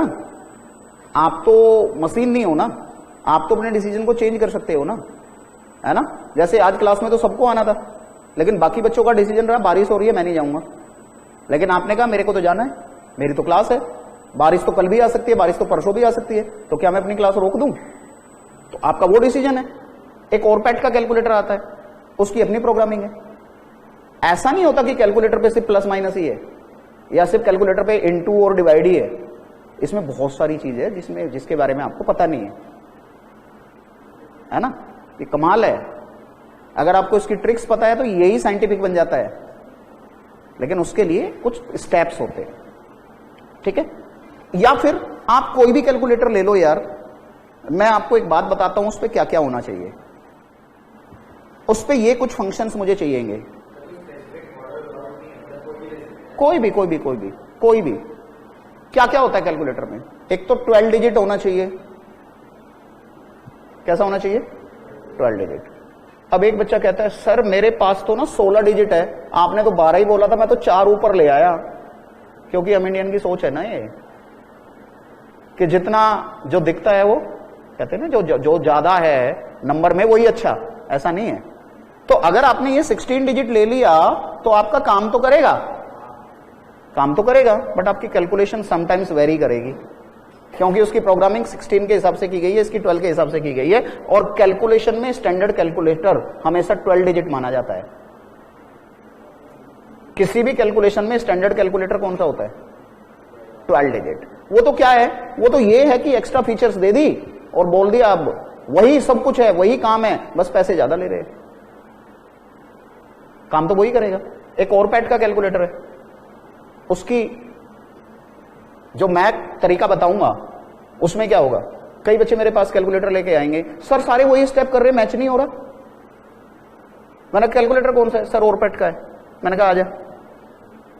वो आएगा मेरे पास तो मैं उसको करके दिखाऊंगा कि इसकी ये एडजस्टमेंट है, तेरा मैच हो जाएगा जा। लेकिन उसमें क्या होता है, उसमें ना बच्चे की तो टेंशन बढ़ गई ना। मान लिया वो घर पे कर रहा है, उसने यहां नहीं किया, वो घर पे कर रहा है, उसकी कैलकुलेशन मैच नहीं हो रही, तो वो परेशान हो जाएगा ना। वो क्या बोलेगा, यार सर ने सब कुछ वही कराया था, मेरा क्यों नहीं मैच हो रहा। वो कुछ गलत नहीं कर रहा, वो कहां से गलती हो रही है? वो कैलकुलेटर की प्रोग्रामिंग, और वो प्रोग्रामिंग मैंने बताई नहीं। लेकिन जब वो मेरे पास कैलकुलेटर लेके आ जाएगा तो मैं बता दूंगा कि इसमें बेटा बस आपको ये करना है, मैच हो जाएगा, ठीक है। लेकिन मैं चाहता हूं कि जब यार फेस टू फेस क्लास चल रही है तो हर एक बच्चे के पास बिल्कुल एक जैसा, वो पैसे तो लगाने ही है ना यार। तो जब पैसे लगाने हैं तो ऐसे पे लगा दो जो सर ने लगाए हुए हैं यार। टीचर आदमी हूं यार, दोबारा से कैलकुलेटर थोड़ा खरीदूंगा। अब एक बच्चा कहता है मेरे पास ओरपेट है, एक बच्चा कहता है मेरे पास सिटीजन है, एक बच्चा कहता है मेरे पास तो कैसियो का ये मॉडल है, तो मैं सारे थोड़ा लेके घूमूंगा नहीं। तो उससे ना हमारे लिए आसानी हो जाती है, ठीक है। ऐसा कुछ नहीं है कि इन्होंने मुझे कुछ पैसा दिया हुआ है, ऐसा नहीं है कि इसलिए मैं ये बोलता हूं, ठीक है। पहले मैं सिटीजन बोला करता था क्योंकि वो इजीली अवेलेबल होता था और सबसे सस्ता होता था, ठीक है। लेकिन अब सिटीजन क्या होता है कि वो दुकानों पे नहीं मिलेगा। अगर आप दुकान पे जाओगे भी ना और कैलकुलेटर मांगोगे, सिर्फ कैलकुलेटर कहोगे, तो वो पहले आपको सिटीजन सिटी 512 देता था, क्योंकि वो सबसे सस्ता होता था और उसको मार्जिन भी अच्छा मिलता था। अब अगर आप जाओगे और बोलोगे कैलकुलेटर दे दो, तो वो आपको यही देगा। ये कॉमन है, ये सब जगह मिलता है, दैट्स वाई मैं ये सजेस्ट कर रहा हूं, ठीक है।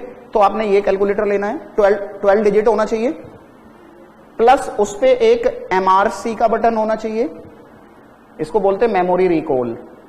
लेटर ऑन मैं सिखाऊंगा आपको, कैलकुलेटर ट्रिक्स बहुत सारी बताने वाला हूं कि आपको पेन कॉपी की जरूरत ही नहीं पड़ेगी, आप क्वेश्चन कैलकुलेटर पे ही कर जाओगे, ठीक है। आपके पास एक GT का बटन होना चाहिए।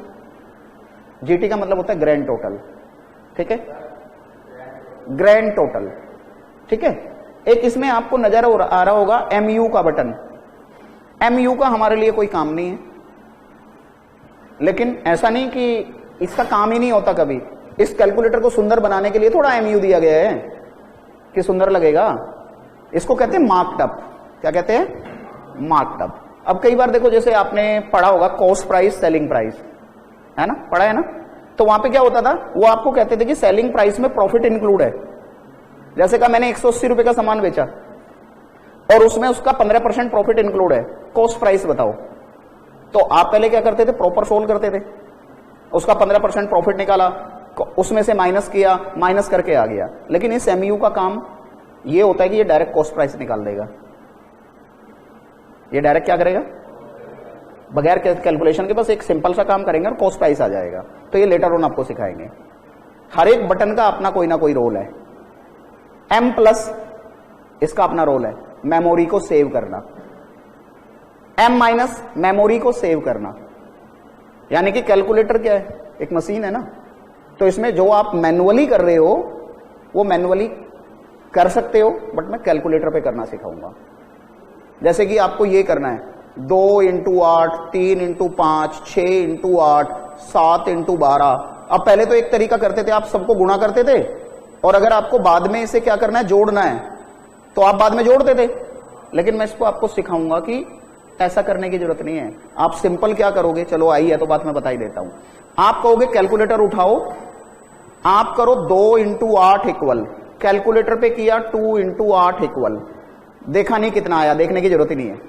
फिर मैंने किया 3 इंटू 5 इक्वल, फिर मैंने किया 6 इंटू 8 इक्वल, फिर मैंने किया 7 इंटू 12 इक्वल। अब मुझे इनका टोटल करना है, तो बस कुछ मत करो, ये जीटी का बटन है ना, ये कमाल करेगा। मैंने जीटी को प्रेस किया, 163 आ गया, मतलब इनका सम कितना है, 163। ठीक है, तो ऐसे ऐसे फंक्शंस आपको कैलकुलेटर पे बताने वाले हैं कि कैलकुलेटर भी कमाल चीज है। ठीक है, और सीए स्टूडेंट का तो दोस्त है ये, सीए स्टूडेंट का तो दोस्त है ये। जिस दिन सीए में आता है कैलकुलेटर उसका दोस्त बन जाता है, जीवन का साथी। एक जीवन साथी, ये एक तो जीवन साथी वो जो आपको कुछ दिनों के बाद मिलने वाला है, और एक ये जीवन साथी जो आज मिला है। ठीक है, आओ अब हम अपने टॉपिक पे वापस चलते हैं यार, बातों में उलझा दिया तुमने। आ जाओ, कैलकुलेटर के बारे में समझ गए कि कोई भी ले सकते हो, बट बेटर रहेगा कि अगर आप MJ12D ले लो तो, क्योंकि आपके लिए आसान रहेगा, मेरे लिए आसान रहेगा। ठीक है, MJ12D। ठीक है, आप फोटो ले लेना इसका बाद में। हाँ, आओ जी, मैं बात करता हूं टाइप्स ऑफ प्रोग्रेशन। देखो आज तो ना हमने क्या किया है यार, आप सब आए थे तो आपको जस्ट मैंने भी कंफर्म किया था सर से पहले कि आऊं या ना आऊं, बारिश हो रही है बहुत बड़ी जबरदस्त। ठीक है, तो सर ने बोला नहीं बच्चे आएंगे। मैंने कहा फिर बच्चे अगर आएंगे तो चाहे एक भी आओ, मेरा आना बनता है, क्योंकि अगर मैं ना आऊं तो फिर ना नेगेटिव जाएगा, और मैं आता हूं दूर से, मैं आता हूं जनकपुरी से, और फिर रात को तो प्लानिंग करके सोए थे कि अपना गाड़ी से जाएंगे, लेकिन सुबह जब बारिश हो गई तो आजकल ना यहाँ पे इसमें क्या कहते हैं, इंडिया गेट पे खुदाई हो रखी है, और दिल्ली में तो पता ही है पानी फ्री है। अब ये वाला भी पानी फ्री है, अगर रोड पे निकल गए और जाम में फंस गए तो फिर तो क्लास हो गई। तो फिर हमने मॉर्निंग में देख के फिर 7:30 बजे प्लानिंग चेंज की कि भाई मेट्रो से जाना पड़ेगा। अब मेट्रो भी फिर मेरे घर से दूर पड़ती, तो वहां तक जाने में ही 1 घंटा लग गया। अदरवाइज अगर आपकी 9 बजे क्लास है ना, तो मान के चलो मैं 8:45 यहाँ हूँ हमेशा, 15 मिनट पहले एटलीस्ट, मैं लेट नहीं होता। ठीक है, तो फिर उस वजह से चेंज किया। तो ये तो बड़ी अच्छी बात है, आप इतने सारे बच्चे मिल गए मुझे। तो बस आज आने का पर्पज ये था कि आपको ना टीचर के बारे में ना, बच्चे को एक ही क्लास में चाहे वो 15 मिनट पढ़ाए चाहे वो 2 घंटा पढ़ाए, उसको उसका फील आ जाता है कि हाँ ये टीचर जो आपको पढ़ाने वाले हैं ये आपके लिए कैसे है, वो आपको 15 मिनट में पता लग जाएगा। ठीक है, आओ टाइप्स ऑफ प्रोग्रेशन की बात करते हैं। और बातें मैंने आज की है, आज के बाद कभी भी नहीं करूंगा। अगली क्लास में बस और नए बच्चे होंगे, 5 मिनट की करूंगा उसमें, क्योंकि मेरा सिलेबस इतना है कि मैं बात नहीं करता, और फिर आप बातें सुनने थोड़ा आते हो, पढ़ने आते हो, खत्म बात है ना। आओ, टाइप्स ऑफ प्रोग्रेशन बेटा 3 तरह की होती है। एक आपने पढ़ी हुई है जिसको हम कहते हैं अर्थमेटिक प्रोग्रेशन, इसको हम शॉर्ट में एपी बोल देते हैं। एक होती है ज्योमेट्रिक प्रोग्रेशन,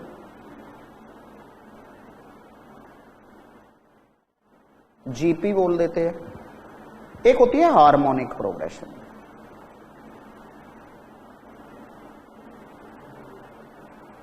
ये आपने पहले नहीं पढ़ी, अब भी नहीं पढ़ोगे, क्योंकि ये आपके सिलेबस में बहुत हल्की सी है, इसका प्रैक्टिकल नहीं है आपके सिलेबस में। बस आपको पता होना चाहिए हार्मोनिक होती क्या है, वो तो लेटर ऑन जब कभी चैप्टर होगा उस दिन डिस्कस करेंगे। फिलहाल अब मैं बात करता हूं इसकी अर्थमेटिक प्रोग्रेशन की।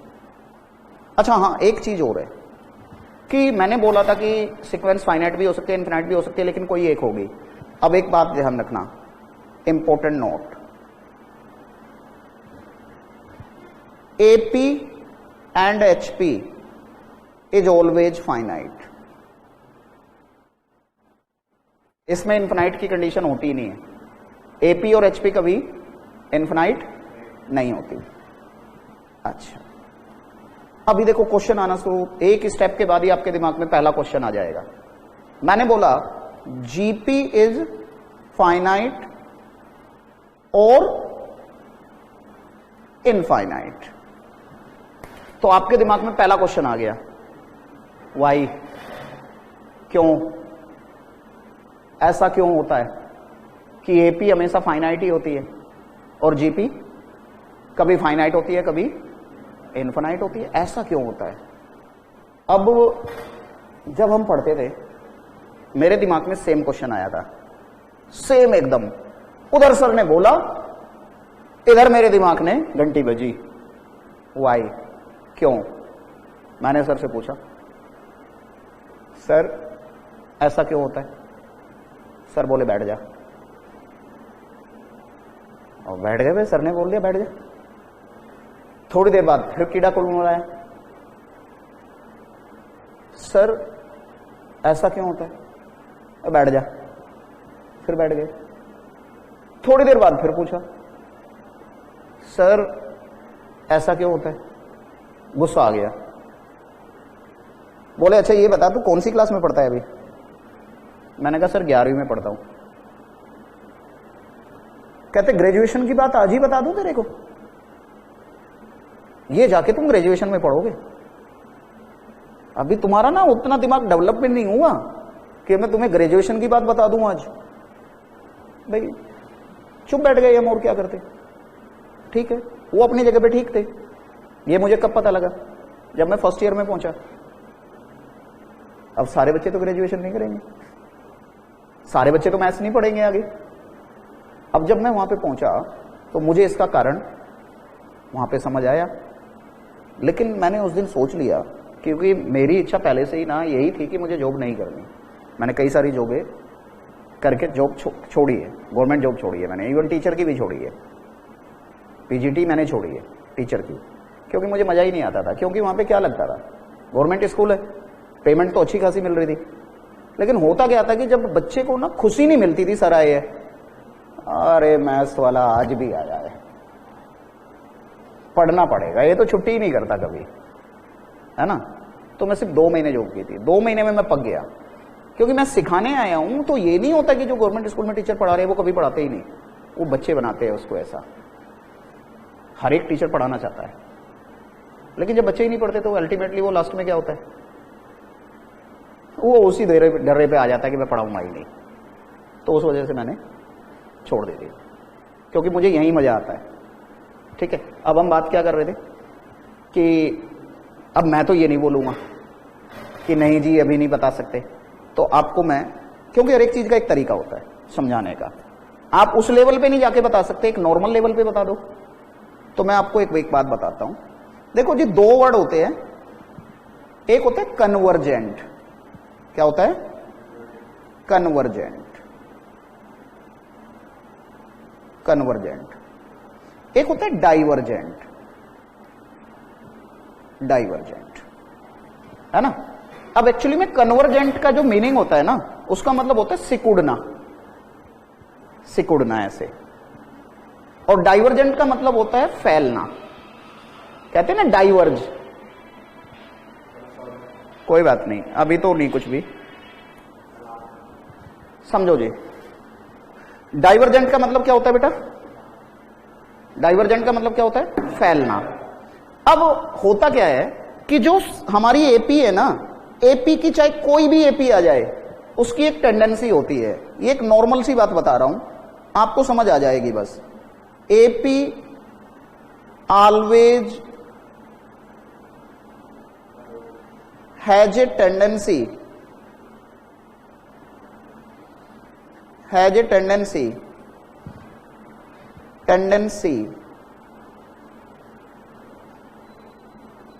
to converge। इसकी कोई भी एपी हो, कोई भी एचपी हो, और एपी की रेसिप्रोकल होती है एचपी, तो जो टेंडेंसी एपी की होती है वही एचपी की भी होती है, जो टेंडेंसी एपी की होती है वही एचपी की भी होती है, वो लेटर ऑन समझाएंगे। तो AP and HP always have a tendency that it always, क्या बोला मैंने, इट ऑलवेज कन्वर्ज। अब कन्वर्ज का मतलब सिकुड़ना। अब सारी बातें भूल जाओ, आप मुझे एक बात बताओ, जब मैंने कहा कि उसकी नेचर सिकुड़ने की है, तो भाई सिकुड़ने की है तो मुझे ये बताओ दोनों एंड से सिकुड़ेगा या एक एंड से सिकुड़ेगा? बताओ, सोचो। मैंने कहा सिकुड़ना, आप इसको छोड़ दो थोड़ी देर के लिए। आप कपड़े निचोड़ते हो ना, आपने मम्मी को देखा ना कि आपकी मम्मी कभी एक हाथ से कपड़े निचोड़ सकती है?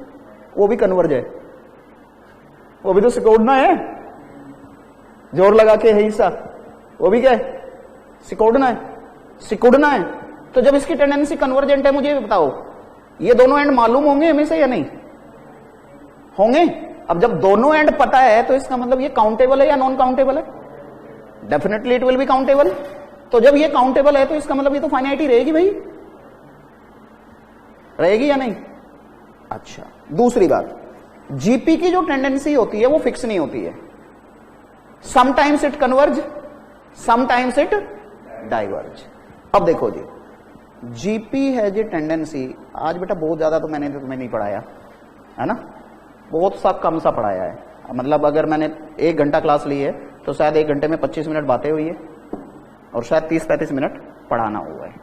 आओ, जीपी है जी टेंडेंसी, और नेक्स्ट क्लास में मैंने बोला ही है कि हम ये टॉपिक नहीं करेंगे उस दिन, बल्कि बिल्कुल फ्रेश टॉपिक शुरू करेंगे। GP has a tendency that sometimes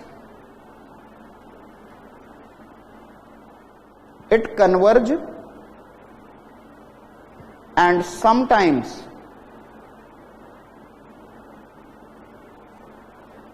it diverge, है ना? समटाइम्स ये कन्वर्ज करती है, समटाइम्स ये डाइवर्ज करती है। अब मुझे ये बताओ कि जब ये कन्वर्ज करेगी तो इसका मतलब दोनों एंड अभी भी पता है, तो दोनों एंड अभी भी पता है तो अब क्या होगी, फाइनाइट। लेकिन जब ये डाइवर्ज करेगी, अब मुझे तो नहीं पता ये डाइवर्ज अगर कर रही है तो किधर कर रही है। हो सकता है ये एंड पता हो और ये एंड बढ़ता जा रहा है, अब बढ़ता जा रहा है, बढ़ता जा रहा है, बढ़ता जा रहा है, बढ़ता जा रहा है, बढ़ता जा रहा है, कहां तक बढ़ रहा है मुझे पता ही नहीं। तो जब मुझे पता ही नहीं तो वो क्या काउंट कर सकते हो? नहीं कर सकते। जनरली राइट साइड डाइवर्ज ज्यादा करती है, जनरली किधर करती है, राइट साइड ज्यादा डाइवर्ज करती है। यानी कि एंड वाला नंबर मुझे मोस्टली नहीं पता होता। समझ आ गई बात? तो अगर अब मैं आपसे पूछूं कि मुझे बताओ यार एपी कैसी होती है, हमेशा फाइनाइट, ठीक है। अब एग्जामिनर थोड़ा सा समझदार आ गया, एग्जामिनर थोड़ा सा समझदार आ गया, जरूरत से ज्यादा समझदार है। बच्चे के सिलेबस में नहीं है ना, कहीं लिखा नहीं आईसीआई ने, लेकिन वो अपना क्या कर रहा है, उसने मास्टर डिग्री ली हुई है मैथ्स में, मेरे जैसा है कोई, है ना। अब क्या होता है, मैथ्स कोई भी पढ़ाना शुरू कर देता है। समझो यार, अगर कोई अकाउंट्स पढ़ा रहा है ना, तो अकाउंट्स पढ़ाने की ना सबसे बड़ी क्वालिटी 2 में से 1 होनी चाहिए उसके पास। या तो वो सीए हो या वो एमकॉम हो, है ना। तो दैट मीन्स उसके पास वो क्वालिटी है। मैथ्स पढ़ाने वाला है ना, उसकी सिर्फ एक ही क्वालिटी है कि वो एमएससी होना चाहिए मैथ्स में। सबसे पहले टीचर की क्वालिटी देखो कि क्या उसके पास मास्टर डिग्री है, क्या वो आपको पढ़ाने लायक है। तो ये सारी चीजें है ना। तो अब मुझे बताओ, अगर मैं आपसे पूछता हूं कि एपी कैसी होनी चाहिए, तो मैंने लिखवा दिया सिर्फ फाइनाइट होनी चाहिए। एग्जामिनर ने क्या किया, फाइनाइट का नाम ही नहीं लिया। फाइनाइट का उसने क्या किया, ए ऑप्शन में लिख दिया कन्वर्जेंट, बी ऑप्शन में लिख दिया डाइवर्जेंट, सी ऑप्शन में लिख दिया बोथ, डी ऑप्शन में लिख दिया ए और बी। बच्चा क्या बोलेगा, बच्चा बोलेगा यार ये क्या आ गया क्वेश्चन, ये तो मैंने सुना ही नहीं। लेकिन आप तो नहीं बोलोगे ना, क्या आप बोलोगे? नहीं बोलोगे। क्यों नहीं बोलोगे? क्योंकि आपको मैंने बता दिया। तो वो क्वेश्चन जो दूसरे बच्चों के लिए पहाड़ चढ़ने के बराबर है, आपके लिए कैसा हो गया, चुटकी बजाने वाला। आप बोलोगे यार फाइनाइट तो कन्वर्जेंट ही होती है ना। तो अब मुझे बताना, मैं एक सीधा सा क्वेश्चन लिखता हूं, चलो आप ही बताना, वैसे बता दोगे। अब मैं एक क्वेश्चन ले रहा हूं, एपी इज ऑलवेज, चलो फाइनाइट अरे राइटिंग कैसी आ रही है आज? राइटिंग में तो मैनेज करना पड़ेगा यार, राइटिंग मेरी बहुत बढ़िया है। कई बच्चे तो मेरी राइटिंग पे पीएचडी कर गए हैं। फाइनाइट, इनफाइनाइट, मैथ्स के टीचर की राइटिंग और डॉक्टर की राइटिंग दोनों की एक जैसी होती है। आओ यहां पे बताओ ए एंड बी। वैसे इतनी भी खराब नहीं होती थी, आज कुछ ज्यादा ही खराब हो रही है, बारिश का असर आ गया शायद। ए और बी बताओ जी। एपी इज ऑलवेज कौन सा? Very good. अच्छा अब मैं बात करता हूं, जीपी इज ऑलवेज। अब एग्जामिनर ना मास्टर डिग्री धारक है, उसको ये नहीं पता कि तू पेपर ना आईआईटी का नहीं बना रहा, तू पेपर सीए फाउंडेशन का बना रहा है ना। लेकिन उसने लेवल बढ़ा दिया, उसने कहा कन्वर्जेंट, उसने कहा डाइवर्जेंट, उसने कहा ए और बी, और उसने कहा बोथ। कौन सा होगा? ए और बी, क्योंकि दोनों तो नहीं हो सकती ना, तो इसका मतलब आंसर कौन सा होगा, है ना। लेकिन अगर आपको मैं बताता ही ना कि भाई कन्वर्जेंट का मतलब फाइनाइट ही होता है, डाइवर्जेंट का मतलब कभी कभी फाइनाइट हो सकती है, कभी कभी इनफिनाइट हो सकती है, तब आप आंसर नहीं दे सकते थे। आओ मैं एक क्वेश्चन की और बात करता हूं। आपने लिखा तो कुछ भी नहीं आज लिखा, वैसे मैथ्स में हमेशा लिखना चाहिए, है ना। तो लिखा इसलिए नहीं होगा कि अगली क्लास में तो ये होना ही नहीं, सर ने दोबारा भी पढ़ाना है, नहीं भी लिखा तो कोई दिक्कत नहीं है, कोई बात नहीं, मेरी गलती हो गई, कोई बात नहीं। मुझे लग रहा था कि आज लिखने का मूड कम है तुम्हारा, और कोई दिक्कत भी नहीं है, क्योंकि ये चीजें तो हमारी फिर से एक बार और होनी है जब भी ये चैप्टर होगा, और अगर आप लिखना चाहोगे तो लिख लेना, कोई दिक्कत नहीं है। अभी मैं स्लाइड ओपन कर दूंगा, लेकिन अभी आपकी क्लास भी तो होगी ना आपकी दूसरी। क्या टाइम बताया हुआ है? ठीक है, बस मैं अभी बस कंक्लूड करता हूं, और अगर आप लिखना चाहोगे तो मैं स्लाइड ओपन करके लिख दूंगा, आप लिख लेना।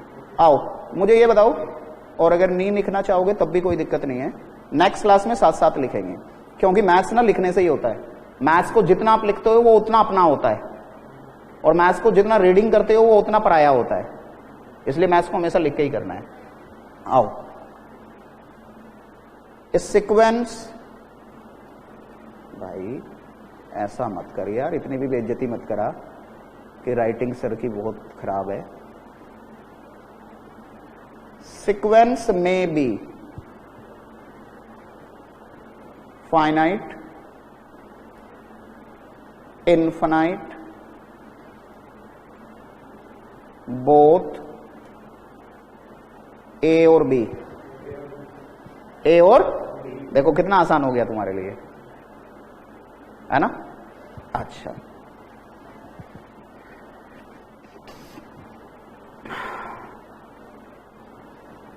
बताओ इतना काफी है या और पढ़ा दूं थोड़ा सा? नेक्स्ट क्लास से पहले रेस्ट भी चाहिए ना आपको। आज ज्यादा कुछ आपको हमने पढ़ाया नहीं है बेटा, मैं फिर बोल रहा हूं, ठीक है। नेक्स्ट क्लास का मतलब अभी जो मैम की है, ठीक है। अच्छा चलो एक बात और बता देता हूं बस, फिर कंक्लूड करते हैं। यार आपने देखा था कि ये ना 2, 5, 8, 11, इसमें क्या नजर आ रहा है आपको? डिफरेंस सेम है ना, इसमें डिफरेंस सेम है ना। अब देखो इसमें जहां से शुरू हुआ है इसको मैं बोलता हूं फर्स्ट टर्म, तो ये आपको मालूम है कि इसको हम ए से डिनोट करते हैं, है ना। और डिफरेंस जो होता है ना बेटा, वो हमेशा कॉमन डिफरेंस कहलाता है, ये तो 10th में भी था। अब समझो यार कॉमन डिफरेंस कैसे निकलता है, हमेशा नेक्स्ट टर्म में से उससे पिछले वाली टर्म को माइनस करते हैं।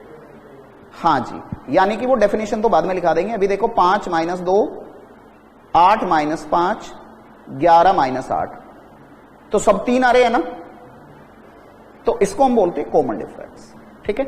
अब क्वेश्चन उठता है कि जब कॉमन डिफरेंस सेम होता है उसी को हम एपी कहते हैं।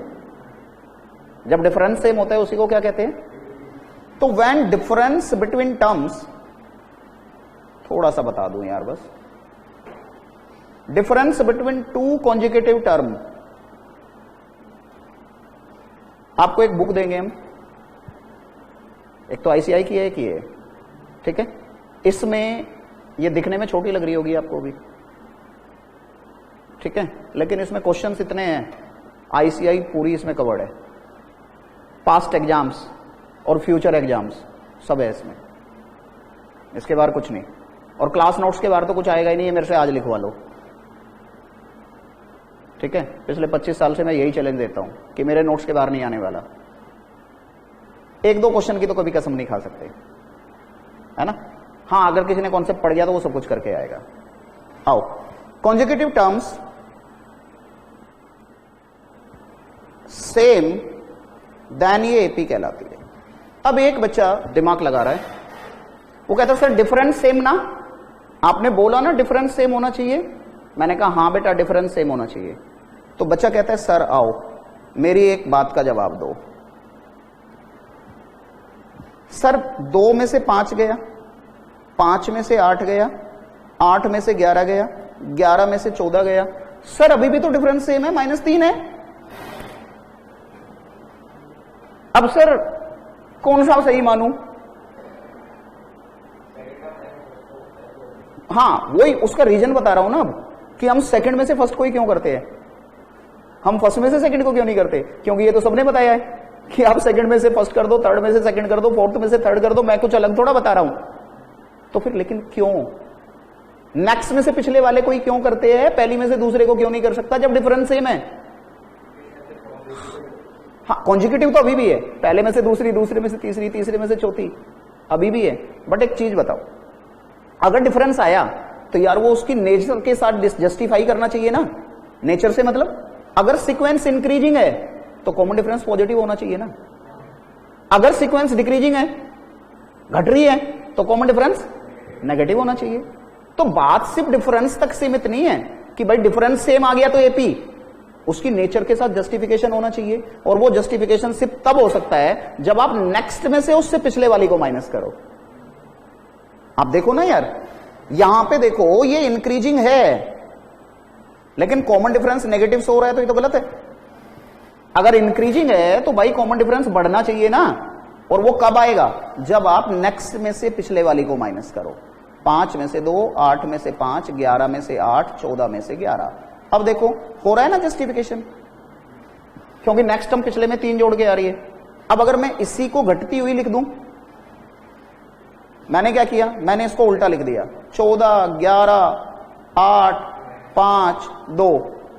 अब क्या हो रहा है? अब A 14 हो गया और D कितना हो गया? अब मैं D देखूं तो 11 में से 14, 8 में से 11, 5 में से 8, 2 में से 5। अब देखो घट रही है तो कॉमन डिफरेंस नेगेटिव ही आना चाहिए ना, तो -3 आ रहा है ना। लेकिन अगर आप पहले में से दूसरे को कर देते तो रही है घट, लेकिन आप पॉजिटिव रहे, तो इसका मतलब उसका जस्टिफिकेशन कहां हुआ? गड़बड़ हो गया। तो रीजन पता लगा कि हम नेक्स्ट में से पिछले को ही क्यों करते हैं भाई, पहले में से दूसरे को क्यों नहीं कर सकते जब डिफरेंस बोल रहे हो आप। मैंने तो यही बोला था ना डिफरेंस सेम होना चाहिए। तो एक बच्चा एकदम से बोल दिया कट, सर अभी भी तो सेम है, लेकिन पिछली बार 3 आ रहा था, -3 आ रहा है, ऐसा क्यों?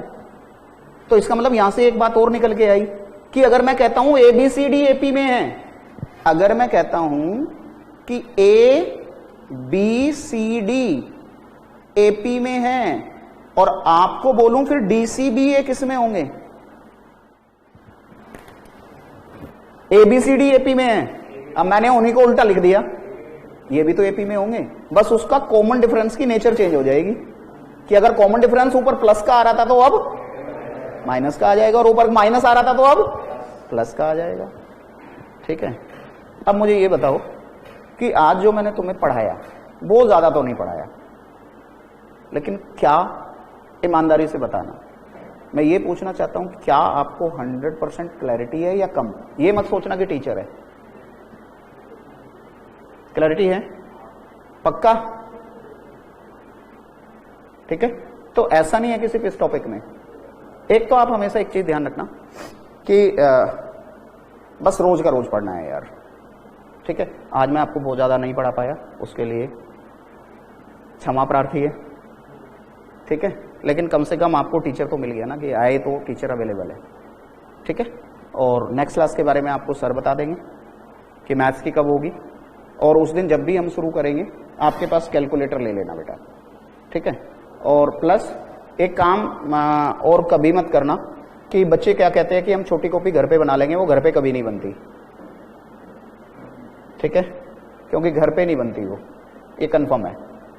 आप नहीं बनाना चाहते तो एक काम कर सकते हो कि आप हाइलाइटर रखो और उसी रजिस्टर में हाईलाइट कर लो, लेकिन उसका एक नुकसान होता है कि अगर आप रजिस्टर में हाईलाइट कर रहे हो, गाड़ी है ना, गाड़ी में जाते हो तो एक स्टेपनी होती है ना कि पंचर हो गया तो कम से कम स्टेपनी है,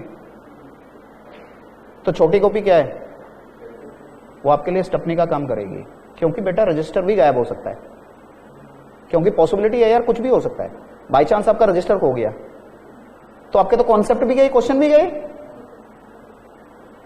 ठीक है। तो कई बार हो जाता है, तो अगर आप घर पे बना सकते हो तो घर पे बना लो, नहीं तो छोटी कॉपी यहां पे लेके आओ, ठीक है। रजिस्टर पे हाईलाइट कर लो, घर पे थोड़ी सी मेहनत कर लो तो घर पे अलग बना लो, उसको घर पे छोड़ दो, ठीक है। बाद में हमें पता क्या होता है, जब हम मोटी मोटी बुक देखते हैं ना और हमें रिवीजन करना होता है तो बहुत मुश्किल पड़ता है, क्योंकि मोटी बुक देख के डर लगता है, लेकिन जब वो छोटी कॉपी देखोगे ना तो उससे आपको भला होगा, ठीक है।